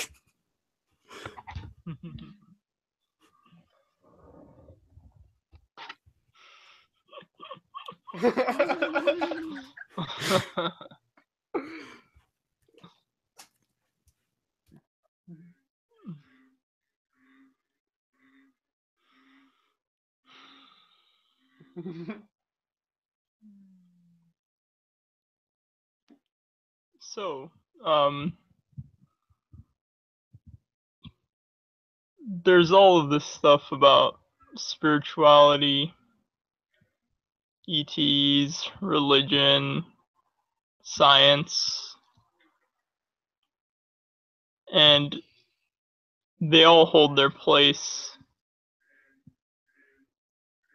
in consciousness exploring itself in whatever way is generated by the parameters of certain systems. And these systems confuse the shit out of consciousness sometimes. And that's okay. So as Brendon said, sometimes you remember, sometimes you forget to remember. You only forget to remember yet again.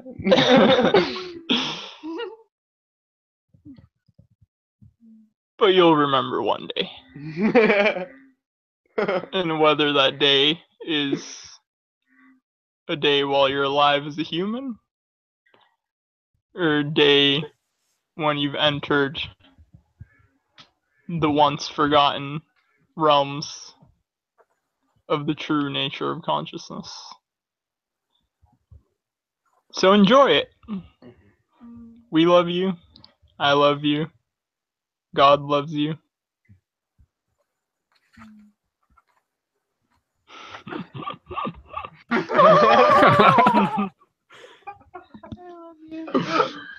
One more friend that wants to share. That's the other thing.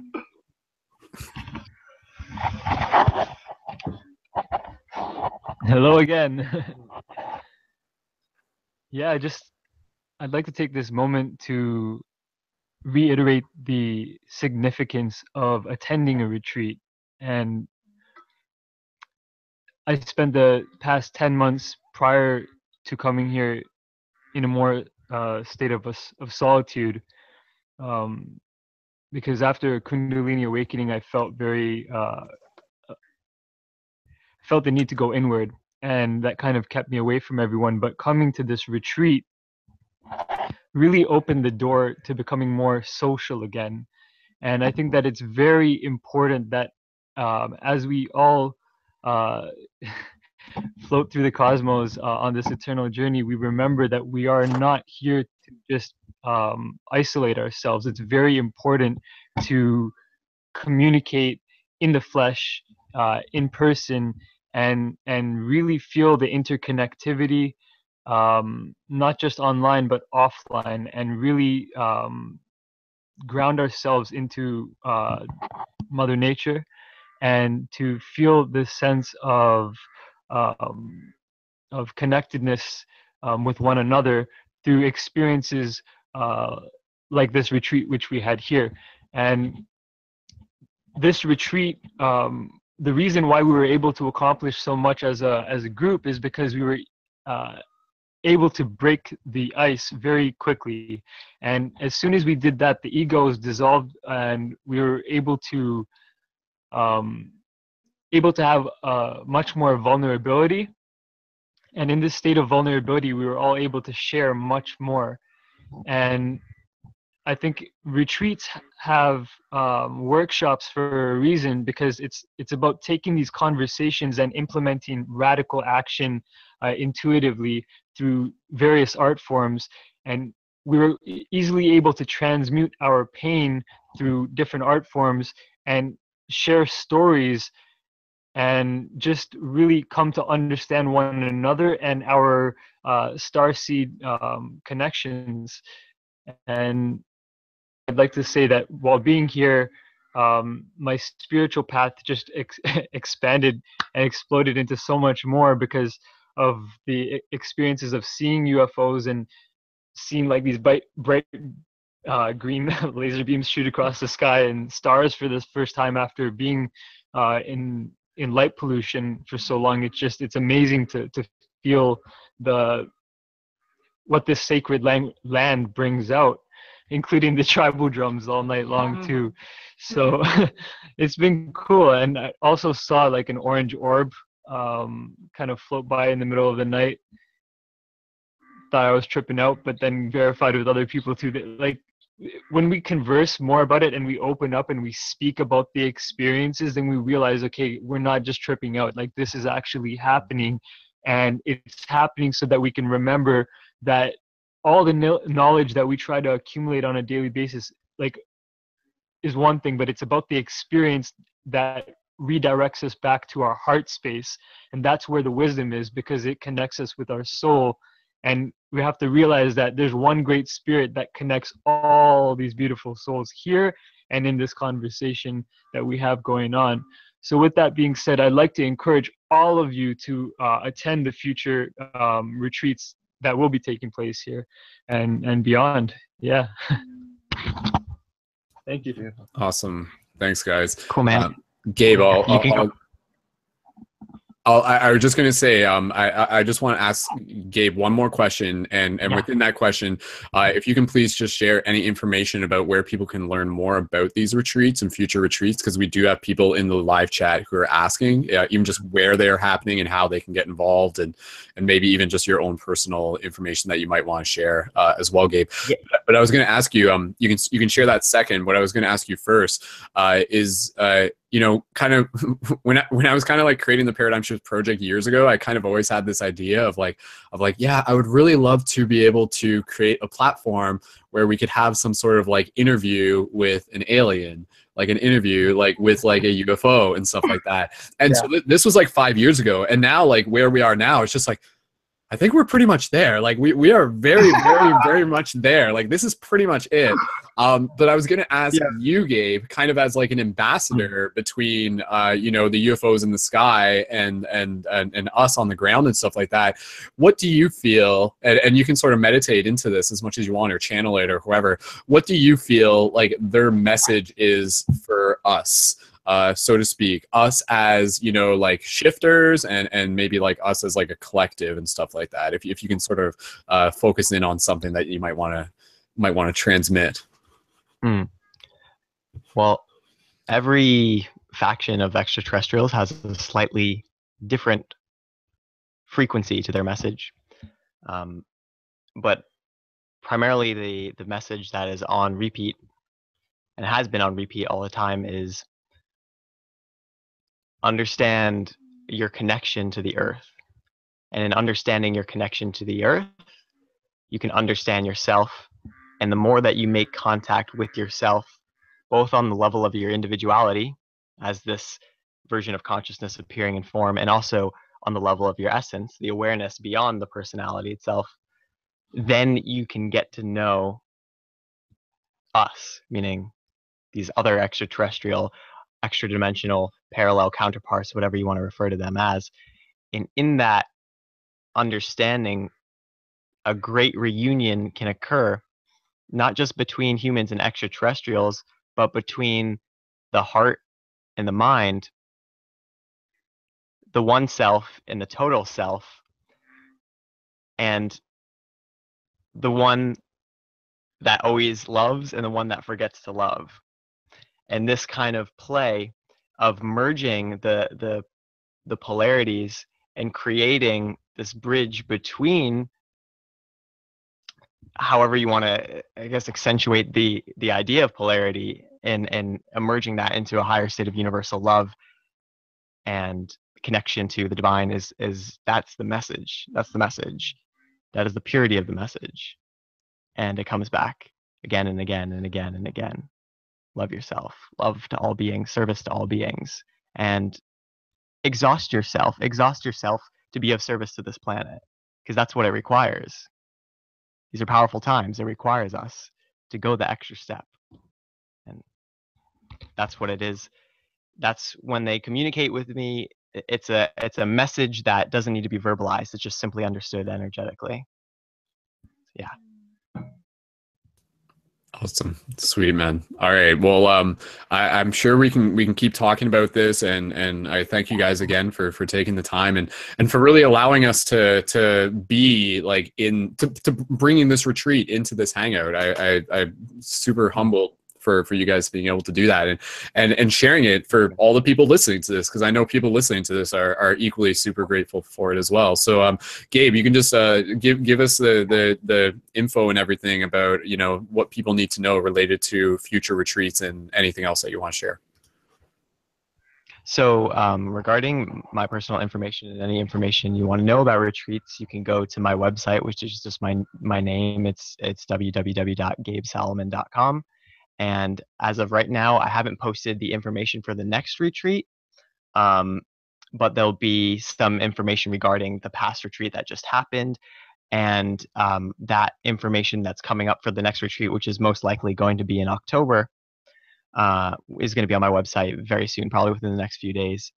And if people want to message me personally and know even more about that, they can do that just by adding me on Facebook. You can just look up my name. It's Gabe Salomon. And also, this information will be on my YouTube channel, which seems to be how the majority of people know me, which is just youtube.com/Gabe Salomon. Yeah. Awesome. Does anybody else feel called to share anything for all the other dreamers waking up out there within the group there? Dream on. Cool. Just a quick question. People are just kind of asking in the live chat. They're just kind of like asking, like, is there any information you can give very briefly to just kind of explain like what the UFOs you were seeing in the sky are? You kind of already like mentioned it, but you know, like let's just say somebody who is not versed in this conversation already, if you were to try and tell them, if they saw like a light floating across the sky, what would you tell them that was? You know, say it's like Joe Public, so to speak. This is good. To simplify it down to that degree Right. is very good. Be the bridge.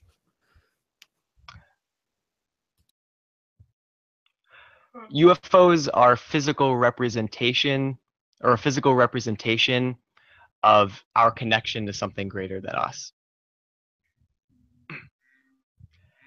And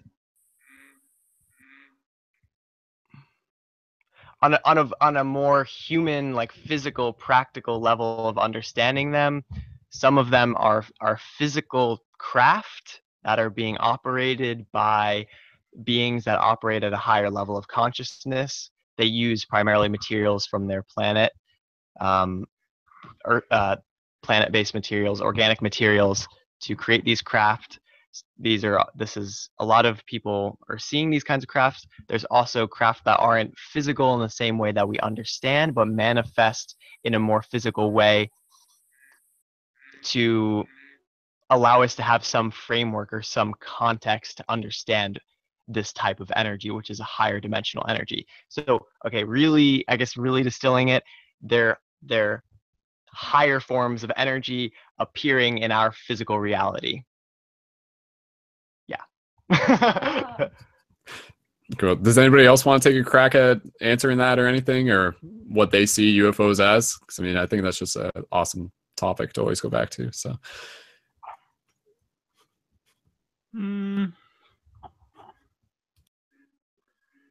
So the thing about UFOs is, like, that word means, as we all know, unidentified flying object. Which what isn't an unidentified flying object? When you really think about it, and you just remove the context of like the biases of being human and just like the concepts and ideologies that are embedded into like this state of being as a human, and just like, okay, it's an unidentified flying object. And I mean, I guess that arises a certain level of curiosity for people. What's coming up for me is that the truth is that we have no idea because they're unidentified. Exactly. So, I mean, we could make up stuff, and I mean, yeah, higher dimensional things, extraterrestrials that sat there and hammered together a little craft and somehow traversed hundreds of thousands of light years, tens, hundreds, billions, millions of light years, which is impossible. So that's the first thing to take under consideration, is like, whatever that thing is that you're seeing is not something that is like anything that humans have been exposed to in terms of what the culture has exposed to itself. So what you can go to is always, okay, spirituality, multidimensionality and consciousness, and going into the ideas of how these crafts are, they're quasi-physical, like quasi-physical vibrational quantum flux machines or something. and they're just able to like phase in and out of like these different it's not, I don't really want to use the term levels, but different planes of realities of consciousness. And that goes back into like, okay, like astral realm, the dream states, and like this other space, which is something that Gabe and I were speaking about recently, where like it's somewhere, it's not exactly a dream, and it's not exactly an astral realm, and it's another experience where consciousness starts to interact with itself.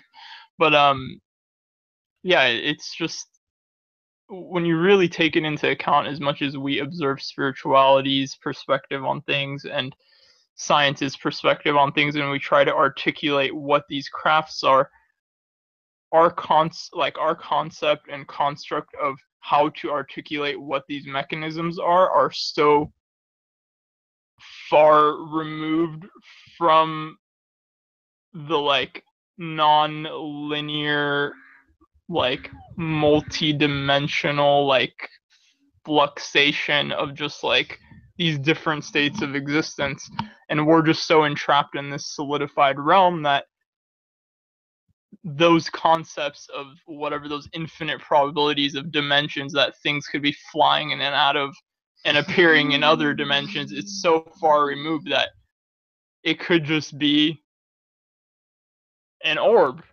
It's as simple as that. It could just be a little orb that's a light, and it's just light, and it maybe contains a certain level of consciousness within itself, but it's just a light that is just blipping in and out of different dimensions. Or it could be something more representative of what we would want it to be, which is like a bipedal being that is sitting in a craft and is something more relatable. So it's extremely relative, and I think it's extremely varied in what these things are that we're perceiving and what we're labeling as, really. I just want to add one last note on everything that was just shared. It really just goes back to like that you could perceive these as like quantum phenomena, basically, which is like when, as we're participating in our reality, everything is basically shifting constantly in flux between existence and non-existence, and we're perceiving things that exist and things that don't exist at the same time. And so as we're seeing everything as quantum phenomena, these UFOs begin to become something where it's like, why would you even try to define what that is? Because everything that you begin to define is just being created by your definition, by your experience of quantum reality. So what my experience of an orb floating in the sky is not necessarily the next person's experience of an orb floating in the sky. But then the funny paradox of that is that it's the exact same experience because it's all one consciousness. Yeah. So it becomes kind of this funny like end over end sort of spinning question that yeah, it's the chicken or the egg kind of thing, that it becomes really hard to define this. But I would say within ourselves, one thing that we could all say for sure is that there are infinite forms of consciousness that all exist simultaneously in simultaneous realities that go much higher and much lower than we could even possibly perceive. And so with that knowledge, there's a lot of shit that you can't explain, and that's what UFOs are. Sweet. Thank you guys. Man, I just like, oh, it's hard. Like I could honestly like keep asking you guys questions, and I'm just tempted to ask like one more, and then we'll just keep. Okay. That's okay. I mean, I don't want to keep you guys up Yeah, too no, late. it's fine. It's fine. Okay, I know you gotta go like summon some more UFOs or something. Keep on schedule. So, okay, I just wanted to be able to ask you, and this is either to Gabe or to anyone. I'm curious. You know, what are your feelings on like what will reality? Okay, if this is what reality looks like now, you know, like people like hanging out on a retreat and they're starting to see UFOs, and we're connecting with our higher dimensional reality, and we're starting to connect in the dream space, and we're like becoming more telepathic and intuitive, and realizing that time is nonlinear and very psychedelic and dreamlike, and we're manifesting things, and we're learning, and we're growing, etc., etc., etc., and stepping into duty, etc. Waking up to our sovereign sovereignty. What will reality look like here on Earth in 5 years from now, and then in 50 years from now, so to speak? I'm just kind of curious if you can maybe like, you know, like literally, I'm just kind of and just to kind of plant the seed with where I'm going, you know, if we're starting to see more UFOs now, like are we seeing more UFOs, or maybe are we just talking more about it? Maybe like have we been seeing the same amount throughout, and we just weren't talking about it? I don't know. But yeah, like are UFO sightings going to change in 50 years from now, or are they still going to be kind of the same? What do you think we're kind of moving towards? And also, what do you think needs to be done kind of in the bigger picture?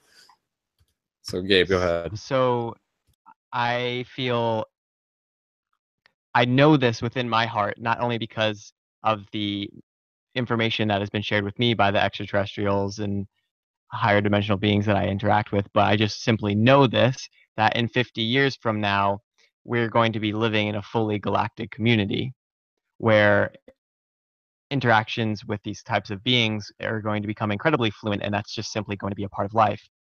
And in a nutshell, essentially 50 years from now, we will be, those who are choosing to ascend at this time, will be living in a utopian society that can be representative of what we can feel to be heaven on earth. Pure bliss all the time, pure love, very minimal duality, and pure connection to the divine. In 5 years from now, I think that we will be experiencing a taste of that, and a taste of the 50 years from now. But I think that, in all honesty, in 5 years, the majority of the world is still going to be in a deep state of confusion. And I think a lot of stuff is going to come to the surface within the next 5 years. And I think that within the timeline that feels most relevant to our collective, our higher vibrational collective, there's going to be a lot of drastic change, and it's going to require every single individual to really step it up and to really learn how to become very aligned in the most chaotic of situations. Because with this much change that's occurring within our collective consciousness, within our collective energy that is humanity, we're going to see some stuff that is going to be pretty unbelievable. Some stuff will come to the surface that will change history forever. That will change the very course of history. That will change the very course of human understanding. And I don't know what that looks like, but I have a very distinct feeling of it. Now, amongst that chaos, as I said, for those that are choosing to ascend at this time, it's also going to be simultaneously a very accelerated and blissful and a wonderful, wonderful experience, because with these higher dimensional energies that are coming in, we have the opportunity to actually ride this frequency of change and become the purest representation of our godlike essence. And when you're actually in that essence, it's just pure bliss, pure alignment all the time. And it doesn't mean that there isn't challenges. It just means that you're simply so empowered that all challenges become very amazing and very fun and very beneficial. So that's my take on it. Does anyone else want to share? The party's just getting started, really. I just want to say, like, with regard to the idea of this kind of confusion concerning like the paradigm of science and the paradigm of spirituality. We are living at a time at which these two compartmentalized schools of thought, which have been very kind of disparate and even at odds for so long in our history. I mean, one for me personally representing the more divine feminine aspect, that being the spiritual or the transcendental or the unquantifiable, and the scientific paradigm or the left brain of the divine masculine, if you will. That's more reflective of that which can be rationalized, that which can be measured and reproduced. You know, if you have an experiment, you can reproduce the results ideally. These two are coming back together, and so the society in which we live is not going to be one in which we're like going back to you know, like caveman times.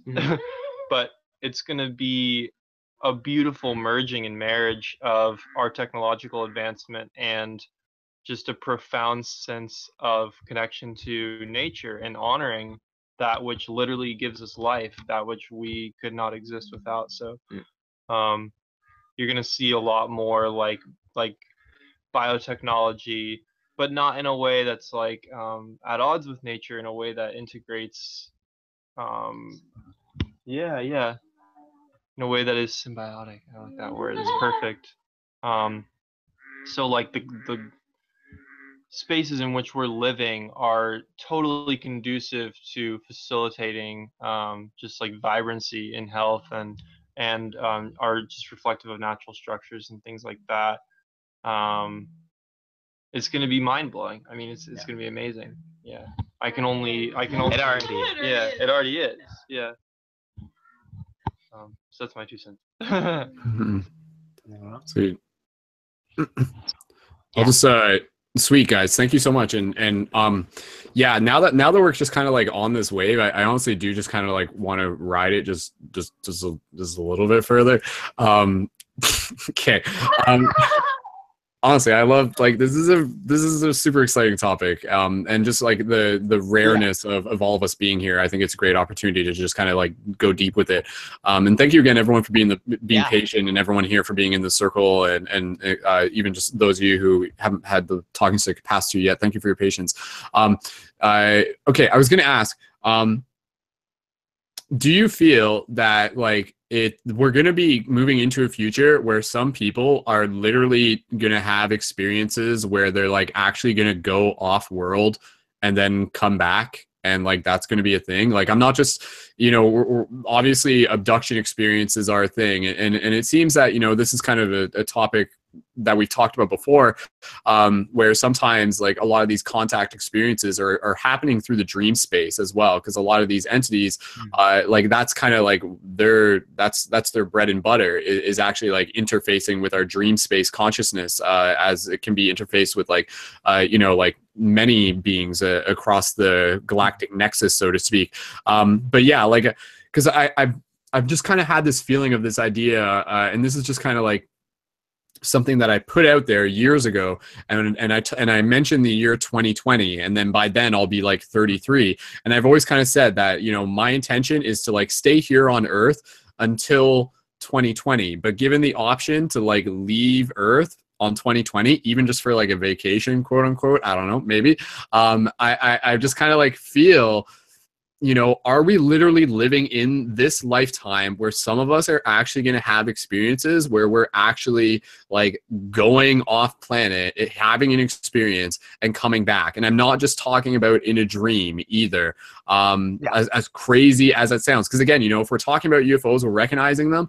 The thing that trips me out is that if the UFOs are in the sky, that means that they are coming from somewhere and that they are going back to somewhere. Like they have like a landing pad, they have like a house or something. They have this, you know, a spaceport or something like that, right?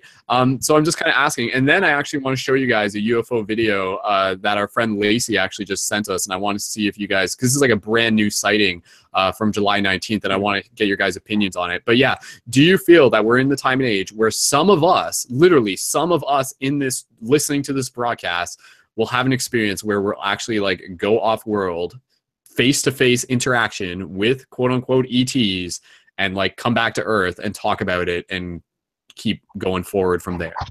Do you feel that's going to happen? Are we in that lifetime? Yeah, it's an amazing question. And something that not too many people realize who have contact experiences is that actually a large part of having the contact experiences is to prep this ground crew here on Earth to actually become first contact specialists who will travel with the races that will be visiting us and go to other planets and to act as ambassadors and bridges on these other worlds.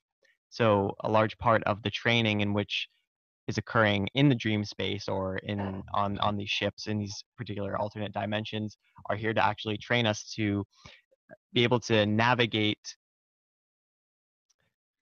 through space-time, which is kind of a funny way of saying it because it's not exactly how that works, but basically travel to these other worlds and act as first contact specialists. So yeah, it's going to perhaps be a little while before Earth can develop the technology to where we can quantum travel to that degree. But the great news is that we have a lot of other brothers and sisters that have the technology that will allow us to participate within these journeys. And that was something that came to me very strongly when I first opened up and started having these experiences was we're not only the beings that are being contacted here on Earth, we're also in preparation to be the ones who are contacting other beings. And I don't just mean like in a parallel incarnational sense where we're also the ETs. I mean these human forms are being prepared to also be able to do that and experience that to whatever degree is relevant for our own individual journeys. I feel that within my own personal journey, that's very relevant. And I don't know what that looks like, but I know what it feels like. And also, on a more relatable note, we're already seeing, well, one can say that these things are already going on within these more hidden parts of the government, beyond the government, and all these other things. And also, in a more mainstream sense, we already have people like Elon Musk and other people that are attempting to streamline space travel to where we can begin to colonize Mars and the moon and these kinds of things. So that's the first step for sure. And it's just going to accelerate from there. And once global first contact is occurred, which it will occur, and the people that are on this and listening to this will experience this in their lifetime if they continue to choose ascension. As that occurs, then there's way more opportunities to go off world physically. And I think Raheem wants to say something about that too. Thank you once again.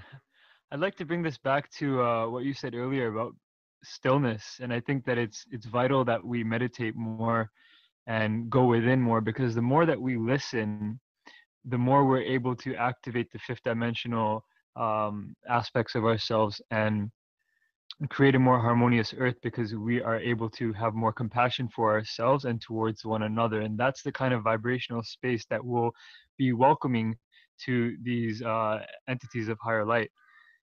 And we also have to realize that these beings are some of them are already here. They're inner earth beings, and there are, from what I know, off-planet schools that exist for beings that are ready to ascend and who are ready and open to that information. And we have to realize that all the answers to all of this are already within us. So with that being said, I'd like to encourage you to swim into your soul and unearth the treasure within. What do you feel about particularly physical space travel? I feel like with what Elon Musk is working on, it's very doable, and I think that with the right mentality, anything is possible. If you can dream it, it's there. It already exists. We are multidimensional beings living in a sea of infinite potentialities. And I think Nash wants to say something too. All right, go for it. I kind of have to be the one to just continually bring in the more meta aspect of the question, but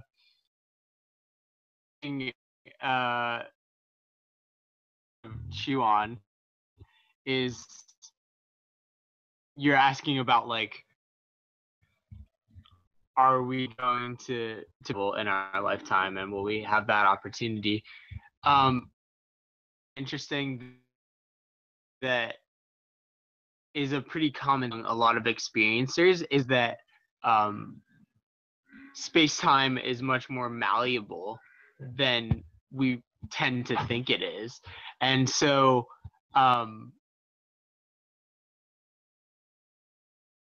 open everybody up to the potential.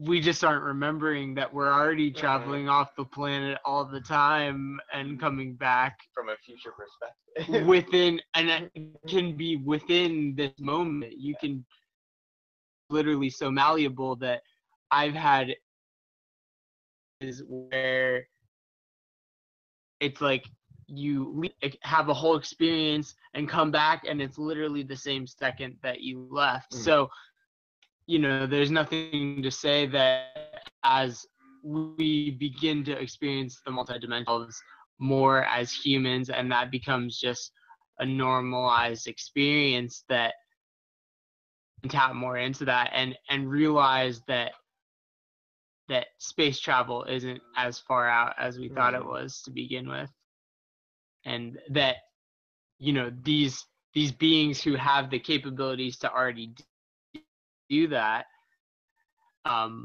so bending space and time, and so it's like really not that strange or removed from our reality as we begin to realize that humans are much more human than initially expected. And the other thing last thing that I'll say about that is, to understand this question further, you have to understand that you don't move through space-time. Space-time actually moves through you.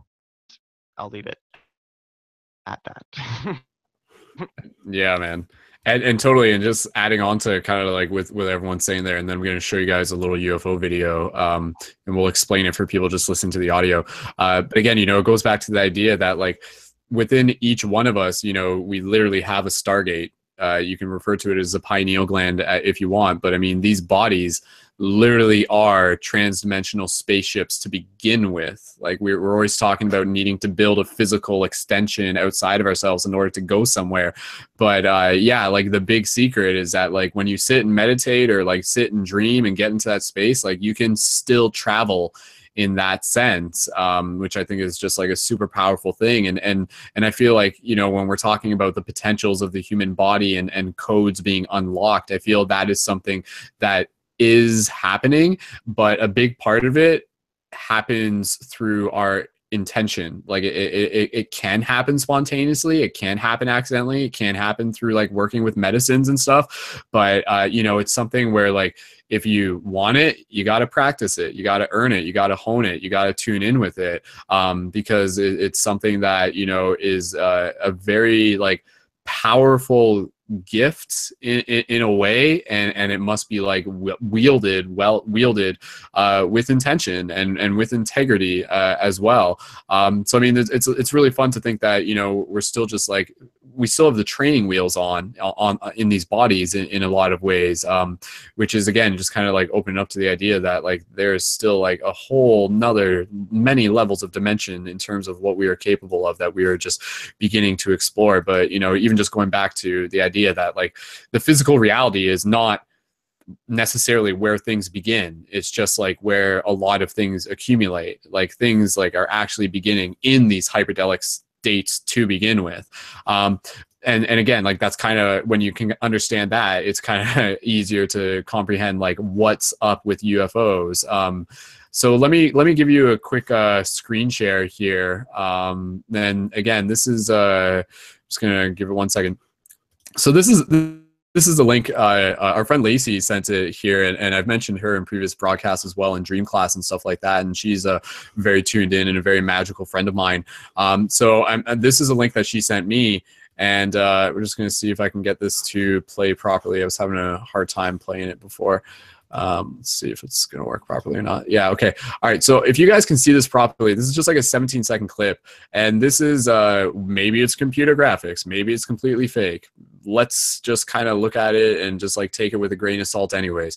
But in this video footage, for those who are watching it and or those who are just like listening to this broadcast and not able to see it, basically what we're looking at, we're looking at camera footage. And again, I just got to see if I can play back properly on this. Okay, that'll work. All right, so what we're seeing basically is somebody filming, and there's kind of like a building in the front, and then there's this object, and it's kind of almost looking like there's like a shape, but the texture of the shape is kind of almost like a gas that is moving. It almost looks like a flock of birds kind of like moving in and out, or like a swarm of bees or small bugs, and it's kind of just like constantly moving in a very liquid-like way, yet you can tell that it in itself is kind of like creating a form around a single shape.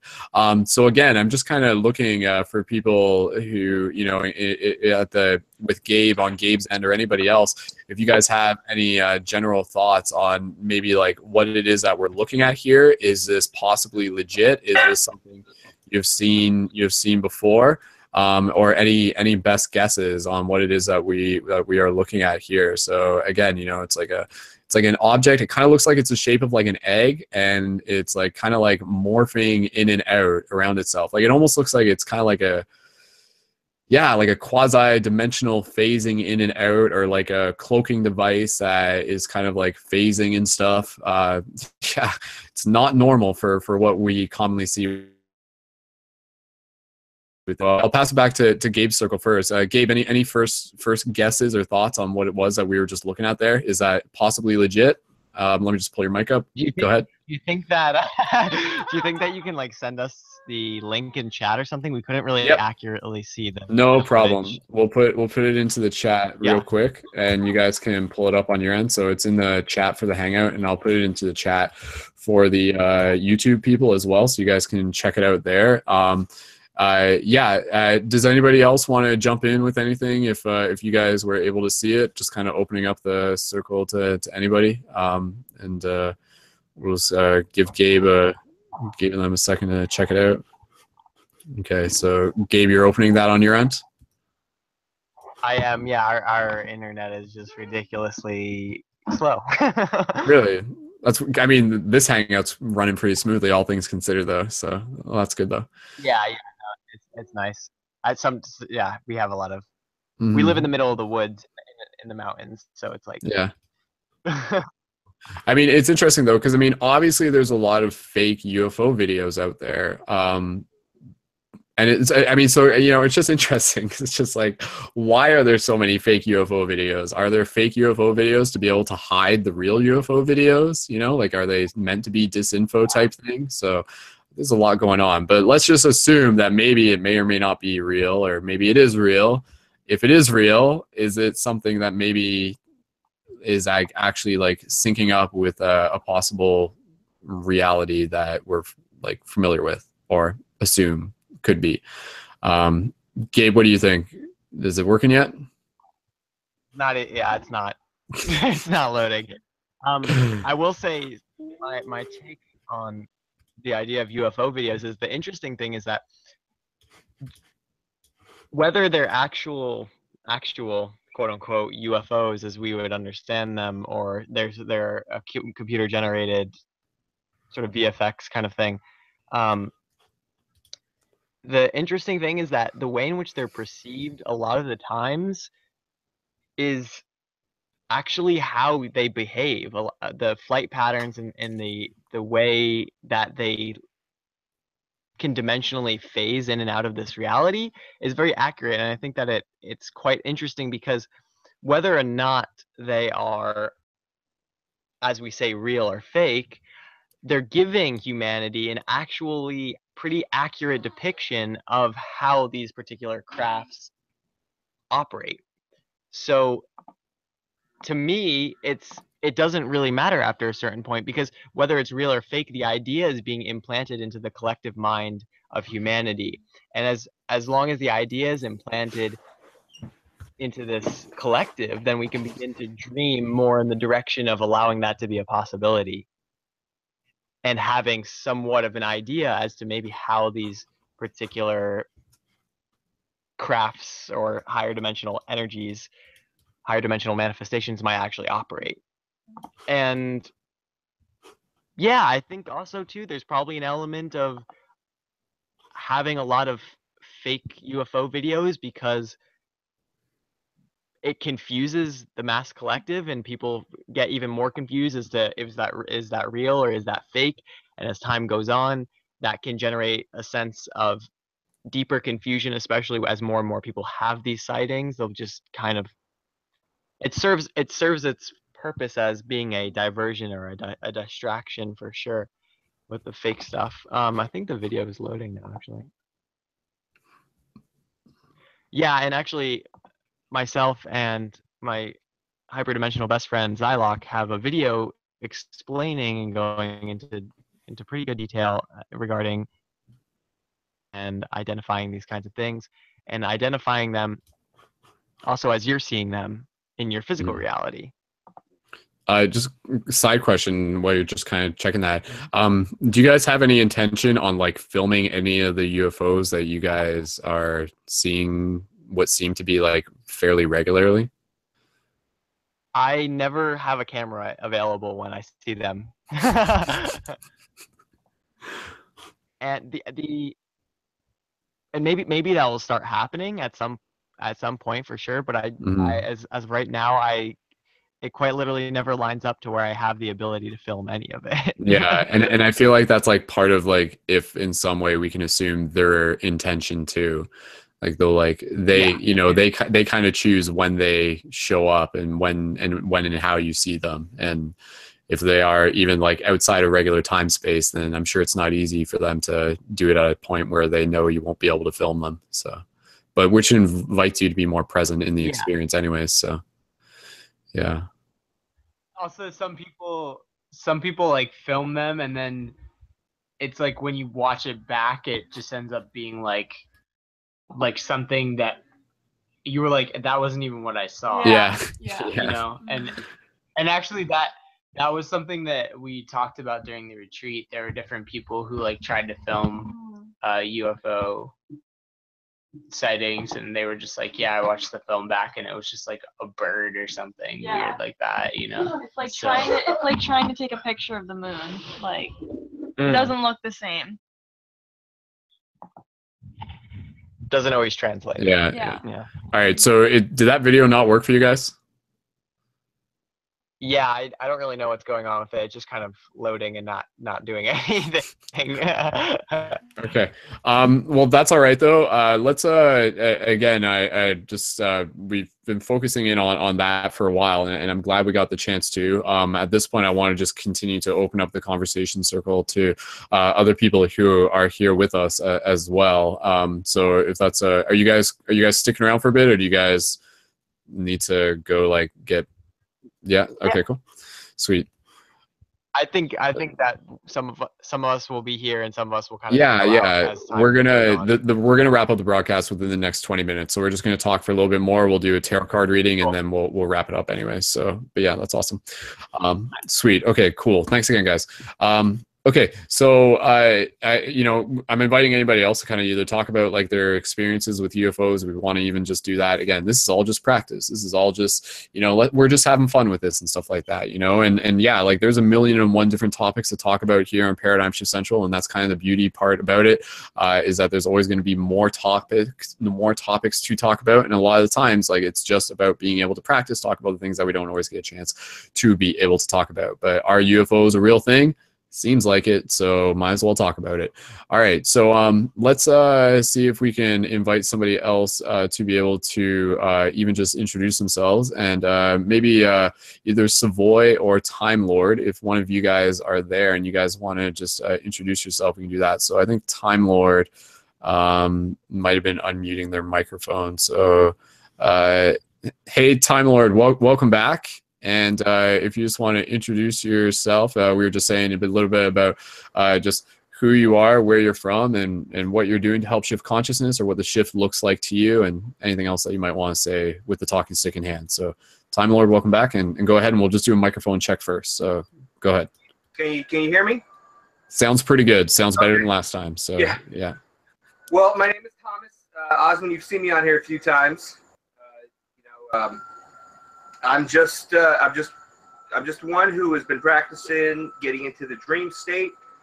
I've had quite a bit of success doing it, but I know there's more success to it. How am I helping the shift? My whole life. There's nothing else in my life that's more important right now. I'm on here every day in various ways doing something, whether it's telling people how to do it or even bullying them a little bit subtly. But we were talking about what do we think we'll see in the future, and I just want to throw a word in there, and it's time travel. So it's like we already have the potential to not only go and see these other alien races, we also have the potential to create them in our likeness. Think about that for a minute. Think about in 1 second, in a period that we live here on this planet, you can create a time span inside that second. That means in the blink of an eye, you have the potential to make anything. And this is something that nobody wants to go further than what the other people want to say. And it's like they say, we create our own reality, right? We are the manifestors. So let's take that even further and even further and even further. And once you take away the restrictions of time itself that we know here, Monday through Friday, and then you take the idea of taking 1 second, like you would a video, when you pause it, like you would pause a reality. And then you start another reality. You watch another video. And then you pause that video. And then you start another video. So that means we have the potential in 1 second to create a galaxy, create a multiverse with our thoughts. I like to think of us.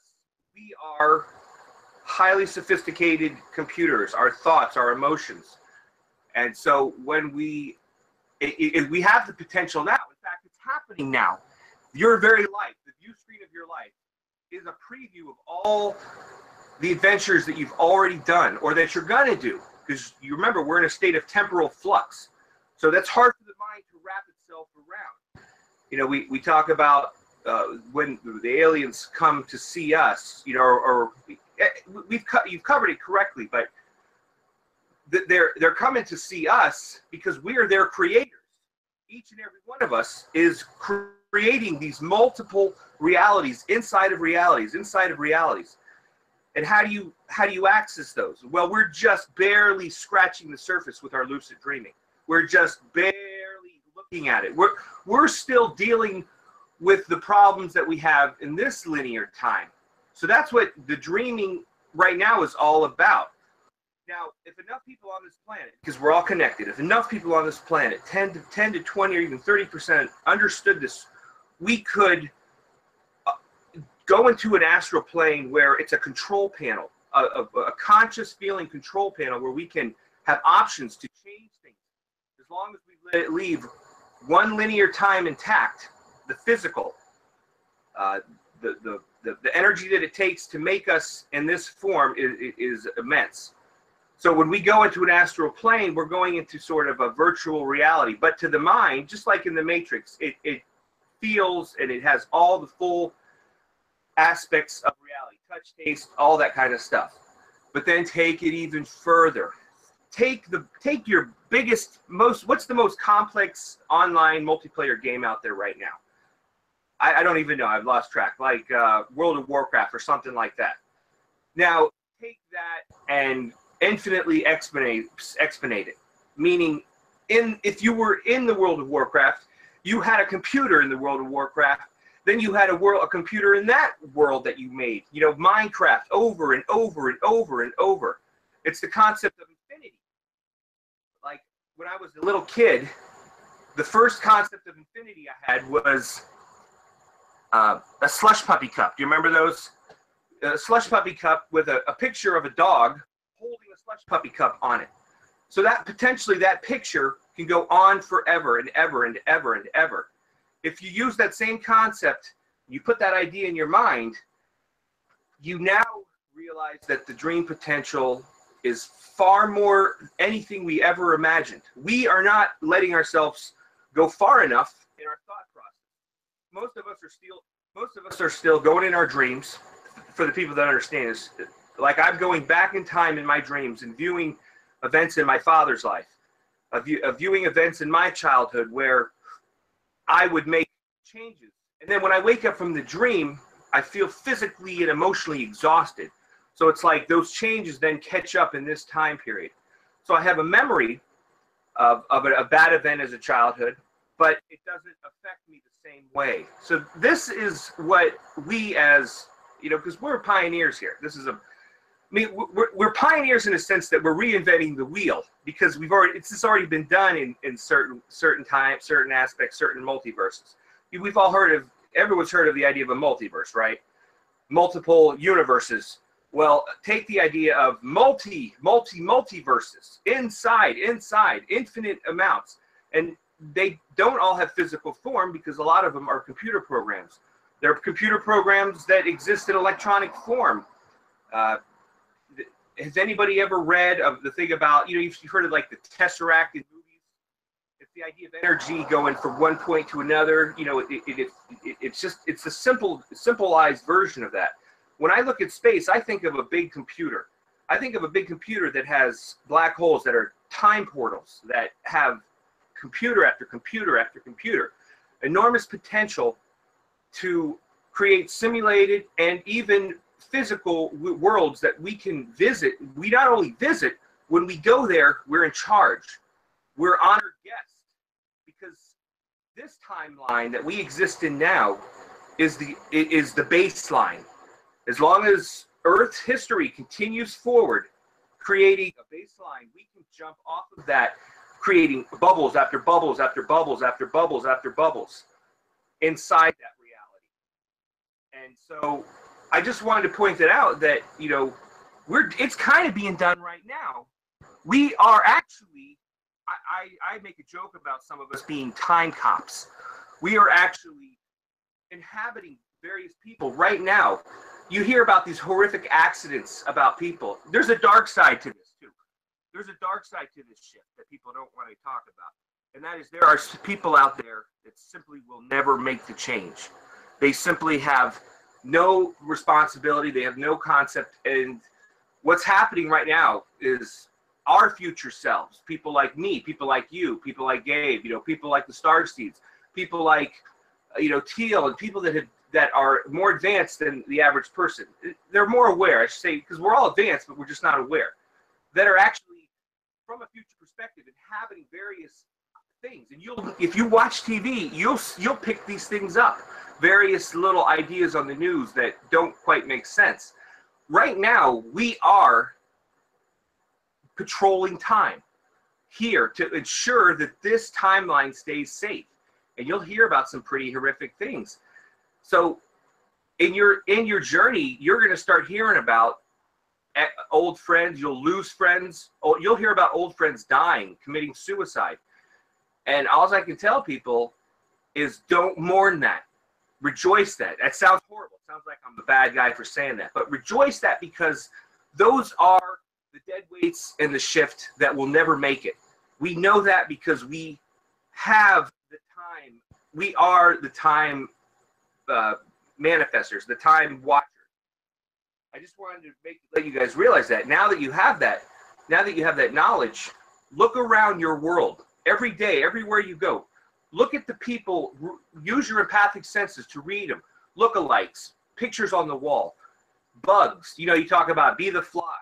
The fly might represent an annoyance, an adjustment you're making. It gets complicated and more complicated, but as you go further and as you get more to letting go of old beliefs, a lot of us, we go around and we read other people's stuff and we limit it. Maybe we might push it a little bit further than they do. But my challenge to everybody is to let go of any concept of what's limiting. Assume that everything is possible. Every stupid thing you've seen on a movie, every stupid thing you've seen in Star Trek. You know, the idea of time and anti-time. Take your whole life has been a training ground. Remember all those episodes of Sliders and Star Trek and Continuum, and know that there's something in each one of those that's telling you something. It's not just telling you something, it's reminding you of what you may have already done.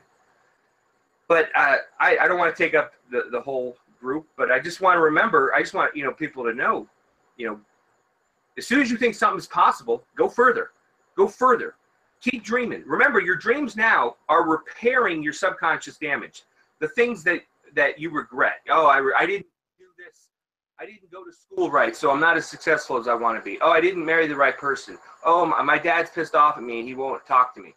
Go into your dream state. Drink your protein drinks, your lemon, your citrus. Before you go to bed, I'm not a good meditator because there's still anxiety that builds up. So I use just conventional means to just try to relax and handle the anxiety. And I get further and further every night. I've been going through a series of dreams. I was in the military once, and it was kind of a negative. It was kind of a negative experience for me. So I'm going through all these dreams, and I remember them even from the past, where I'm seeing what went wrong, like why that was sort of a mistake to go and join that.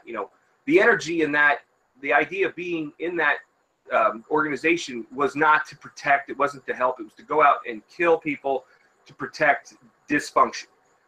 So as I go through these dreams and I come to the self-realization, and it's discomforting, I also am compelled, like you guys, to talk about it to other people because your closest realities, your family, the realities that interact with you the most, have left emotional scars with us all. And as you do this, it's an exhausting experience. I'll wake up after 5 or 6 hours and I feel like I got hit by a truck. But 2 or 3 hours later, the world is brighter. And I don't know if the world is brighter or if my eyes are more receptive, or both. They're both coming closer.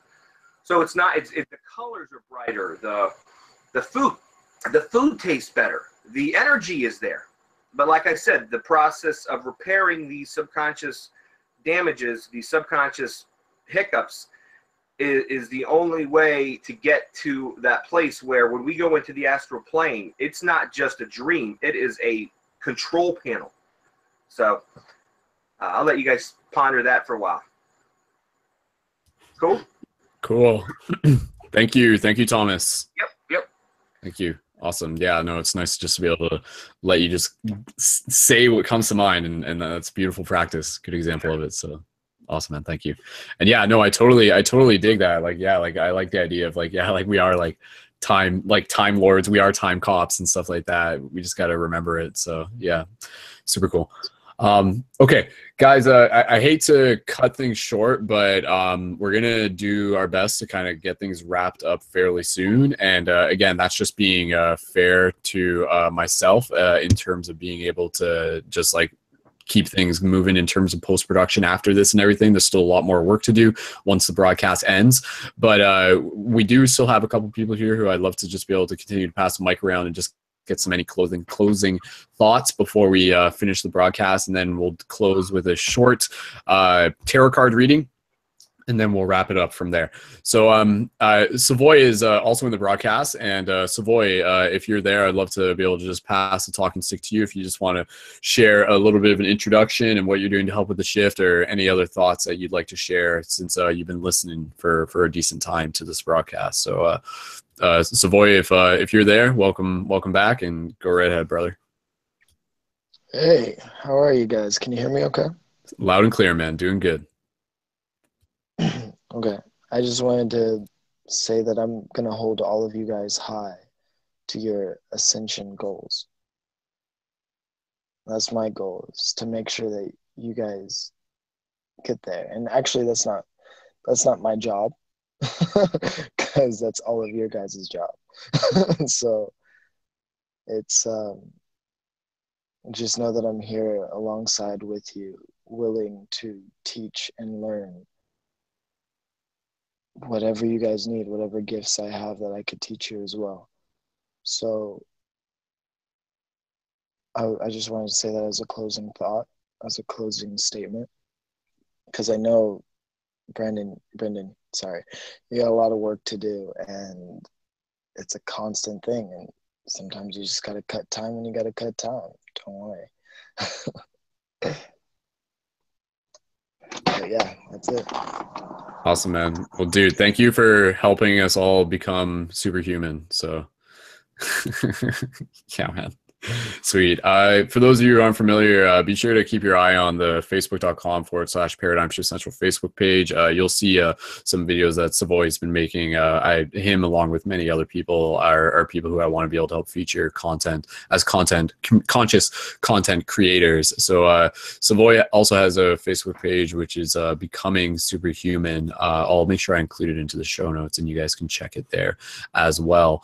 And yeah, so moving into the closing aspects of the show, I just want to be able to open up the talking circle again. If anybody else feels called to share anything, please feel free to do so, or just any intentions that you might just want to add to the circle, or any closing thoughts that you would like people who are tuned into this just to be able to leave the circle with. So we still got Bryan, we got Forrest, we got Gabe and friends who may or may not be there. They're probably getting abducted as we speak. Who knows? I don't know.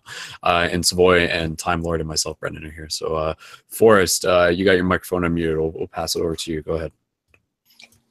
Yeah.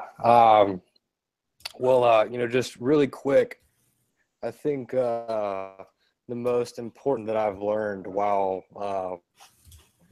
walking on my spiritual path, I guess you could say, is that the greatest way that we could live our lives and to create the greatest impact for simply being alive, can we contribute to phrase that Joe Rogan says, and I don't know if anybody here listens to Joe Rogan or have ever listened to any of his podcasts. He had like the #1 podcast in the whole world.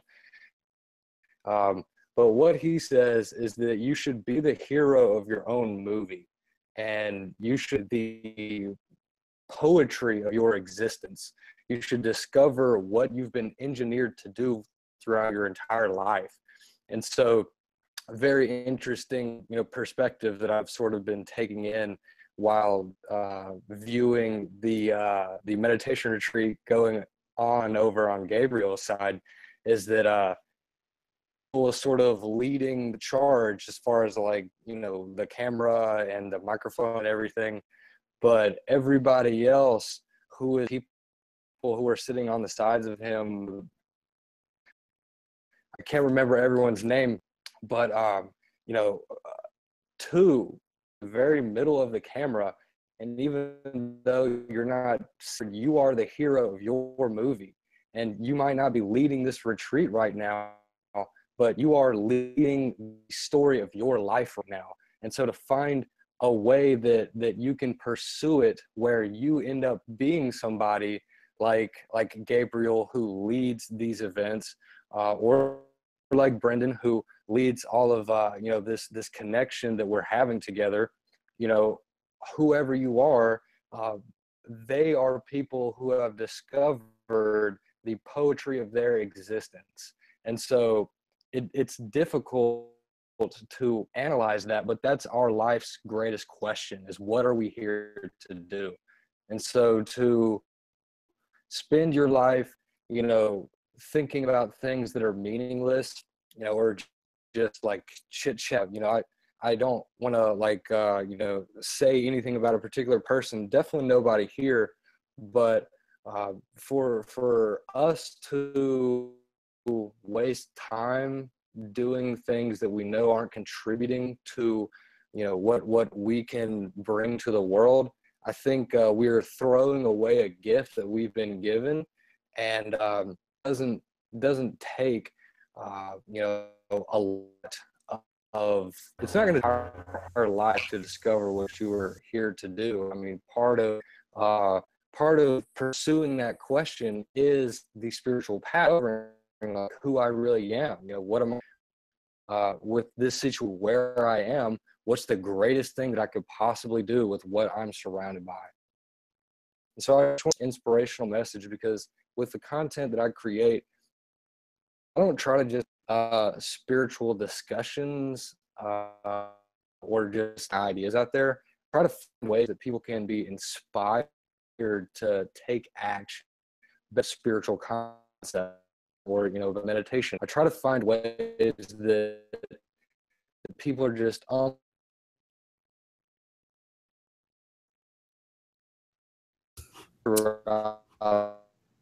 the end of their life towards living an amazing experience. So, with that being said, I'll hand that back to Brendon. Awesome, man. Awesome. Yeah, no, dude, I dig that. The idea of like being the star of your own movie. I remember Joe talking about that back in the day too. Totally, man. It's also kind of like the idea of, you can't always, like, everyone, like when you talk about like being the star of your own movie, it kind of reminds me of this idea of like doing your best, and doing your best doesn't necessarily mean doing the same best as someone else. Like, so I mean, you may not always be the best, but you can always do your best, kind of thing, and that's what's really important and stuff. Okay, I do just want to be able to just like allow anybody else who just wants to jump in. And Jared, I know you just got in here. I apologize, but we won't be able to like fully get you into the conversation because we literally are just in the final moments of wrapping up. But for anybody who does just want to be able to add in any final closing thoughts, anybody on Gabe's ends, if you guys want to say anything too, just maybe raise your hand or whatever, let me know. And I'll pull up the microphone for you. So does anybody, Bryan or Gabe or anybody, if you guys want to say anything, now would be the time. Just closing thoughts. So I'm just gonna pull up. Okay, I'm just pulling up Gabe's microphone. Do you guys want to say something? Sure. Sure. Okay. I will say something. Okay, cool. Go ahead. So yeah, I really appreciate what the person that was just speaking said, Forrest. It's definitely relevant for my experience, and I am well on the way of building that foundation of, as you guys were calling it, like being the hero of your own movie. And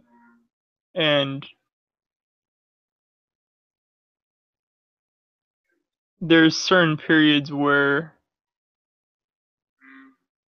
individuals are going to go through their own interactions with others and help each other to find what that means for them, what being a hero of your own movie means for a specific individual. And so it seems like, okay, so for example, this right now that I'm speaking, right, speaking here in this hangout, as Brendon is familiar with, I am usually an anonymous character. That is recently changing due to certain circumstances, and the possibility of this representation of what I am embodying being of service to this world and to like existence or the universe or God or whatever we want to call it. And at a certain point when I'm devoted to that, that's what all my desire is. That's what all my service is pushed toward that direction, then I will adapt into what I need to do to function as a devotee of that place. Which is why I am suddenly, just as a trial platform, we could call it, as to why I am speaking right now, have come out of anonymity to experiment with how my form can represent itself and bring in a certain feeling, I guess, that can affect people in the ways that it needs to invoke a certain level of change. So I definitely appreciate what Forrest was mentioning, and it's definitely something that I am just going through and developing right now. And again, I'm sure Brendon can feel into what I'm saying, as he has more of an understanding of where I'm coming from in my experience right now and just interacting in this way. But yeah, just thanks to all of you for doing what you do. Spread as much kindness, joy, and service to everyone that you possibly can always, and just as you're doing right now. And thank you, Brendon, and I love you very much. Awesome. Thank you, man. Love you, all of you. Thank you, everyone on Gabe's end. You guys are beautiful. You guys have an amazing time. Say hi to the mothership for us. So, okay, sweet. All right, guys. We're going to move into the closing tarot card reading, and we're just going to kind of go through this. So this is a very exciting part within the broadcast where, again, using tarot, it's kind of like this opportunity through the magic of synchronicity and sort of like quantum sort of flux or void, or however you want to think about it. It creates a space where the universe can communicate to itself through the language of symbols, and that's kind of what we're going to do here. We're just going to charge the deck. I'm just going to kind of shuffle this, and as I'm just shuffling the deck, I just want to again thank everyone for tuning into this and invite you guys to share it. And of course, you can check out and sync up more with ongoing broadcasts through the project at paradigmshiftcentral.com. And of course, encouraging you guys to create your own quest journals, which are about documenting your own personal experiences, writing, making videos, putting together conscious media, and then through the project, we help curate that and also archive it so that we are creating an ongoing documentation of the collective shift in consciousness. And of course, inviting you guys to be sure to check out the team Patreon if you haven't yet. And that is something that you'll hear me talking about outside this broadcast as well. We're definitely going to be putting in a lot more focus to be able to bring the team Patreon up even more. Right now, we're at about 770, which is awesome. And again, that is monthly micro donations contributed by different people in the community. And when you sign up for that, you also get the Shifter Booster Kit, which comes with awesome shift buttons such as Free Hug shift buttons or Metatron Cube shift button, where it's lights bouncing off that. Again, each one of the buttons have the link to the Paradigm Shift Central website. So each button is like a holographic tool to be able to gift people the experience of what this community is about. So you have a button on you, you synchronistically will run into someone, you'll feel the call to share it with them, and then that will link them back to this project, link them back into a future hangout, link them back into all the quest journals and conscious articles and the movies and lots of amazing things.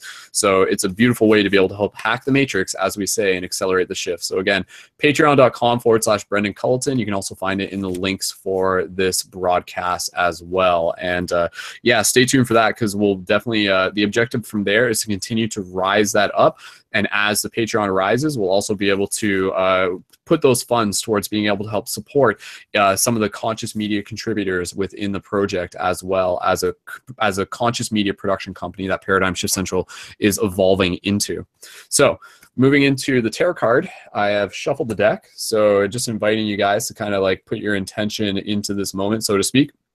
So just kind of allow yourself to even just kind of like close into this moment, close your eyes. And I'm just going to take a moment here to breathe. Oh, great universe, show us what we need to see. All right, let's see what we got. All right, so today's card is spheres 5.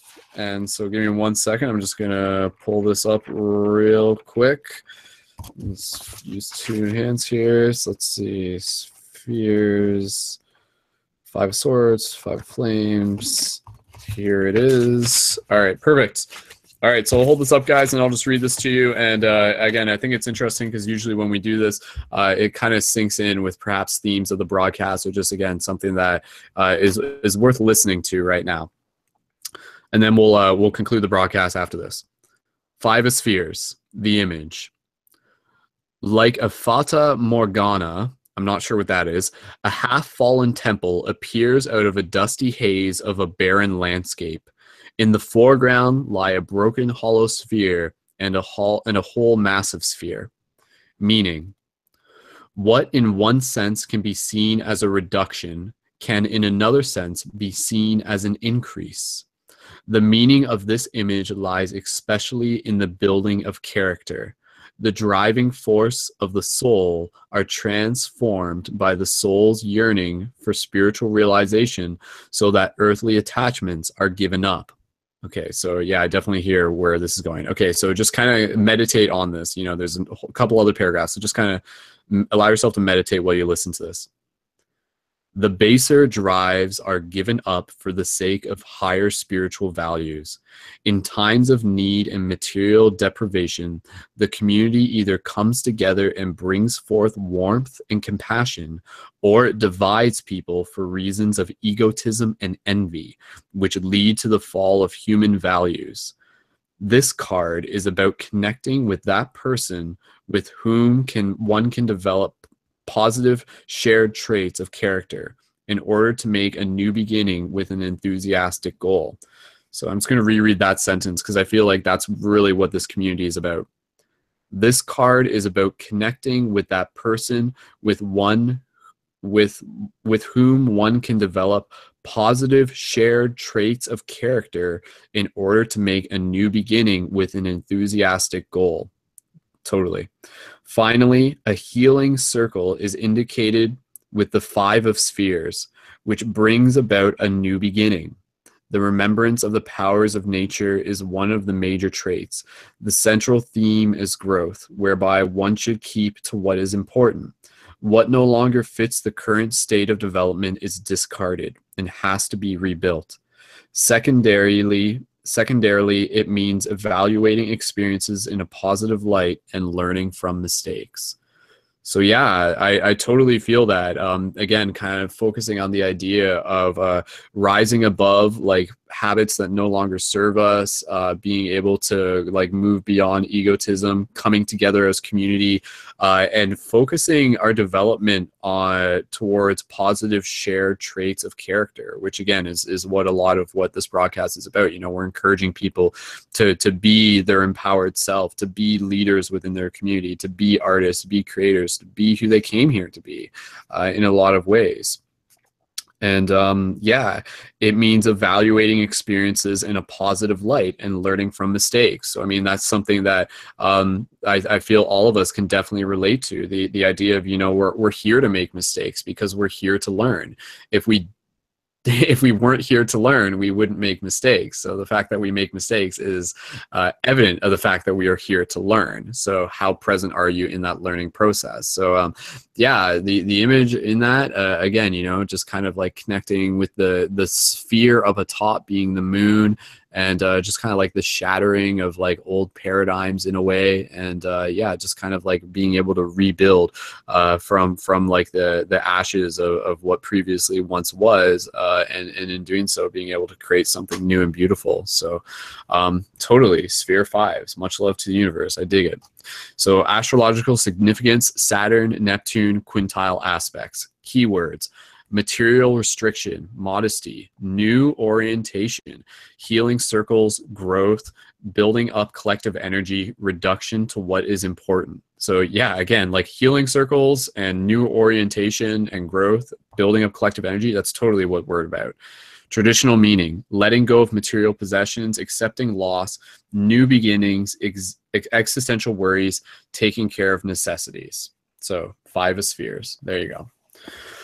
Awesome. Okay, guys. So with that said, just reminding everyone again that a big part of the intention behind this project is to continue to carry the shift with you. So allow listening to this broadcast to be inspiration for you, that you'll continue to ripple out through your day-to-day lives, through your own personal growth, through your own art that you're creating, through your own community facilitation. And that's what continues to change the world. So I invite you guys to keep asking questions, to keep pushing your boundaries, to keep trying new things, and to keep supporting each other along the process. And yeah, that's the beautiful part about this is, you know, building a global team of shifters is each of us bring our own unique hue of mana to this circle. And together, you know, it's creating this beautiful mandala that is constantly changing from week to week as we constantly change ourselves. So moving forward, moving outwards, moving inwards, all amazing and beautiful stuff. So with that said, let me just take a moment here to just double check in terms of basic stuff. Be sure to, if you haven't yet, make a habit of checking out the Paradigm Shift Central website. If you really want to sync up with the team, just go to the website, you know, even on a daily basis, and just jump in the live chat. I'd love to see people getting in the habit of using the live chat on a more regular basis, and through there we'll be able to collaborate on projects more.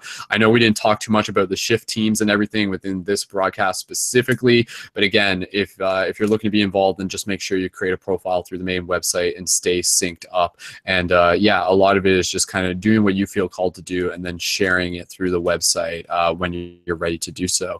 But yeah, in terms of future broadcasts, stay tuned for updates about that. Next Thursday's broadcast may be about the consciousness of animals. I'll be able to confirm that a little bit closer to the date. And as for a global new moon meditation, I don't think we'll be doing one for the new moon. I know because I pushed it back from the full moon and I talked about doing it on the new moon, but we may just have to wait to the next full moon. Again, I appreciate you guys being patient with the fact that I'm directing the Paradigm Shift Central project, but also working on a couple other things. But again, you guys make this possible through your collective support and contributions. So very grateful. Thank you, everyone. And thank you again, everyone, for all the beautiful birthday wishes. It's a duty and an honor to have reached this milestone. And I'm happy to be able to continue moving forward together as a badass team of light guardians and Jedis and shifters. So just thinking if there's anything else. Yeah, go check out Valerian if you get a chance, that new movie that's coming out. So there you go. Okay, guys, be sure to check out some of the stuff on the main website if you haven't yet.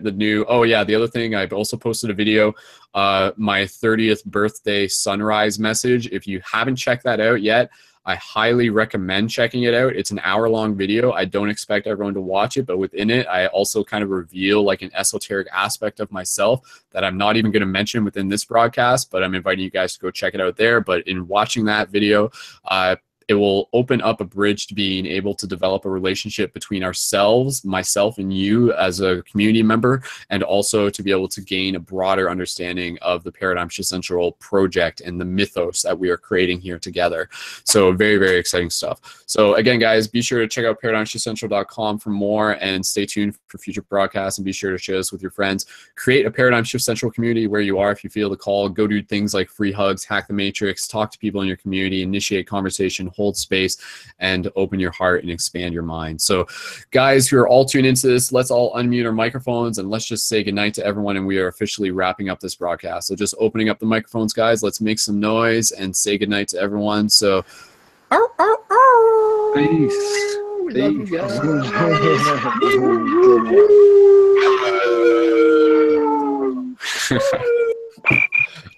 All right, awesome.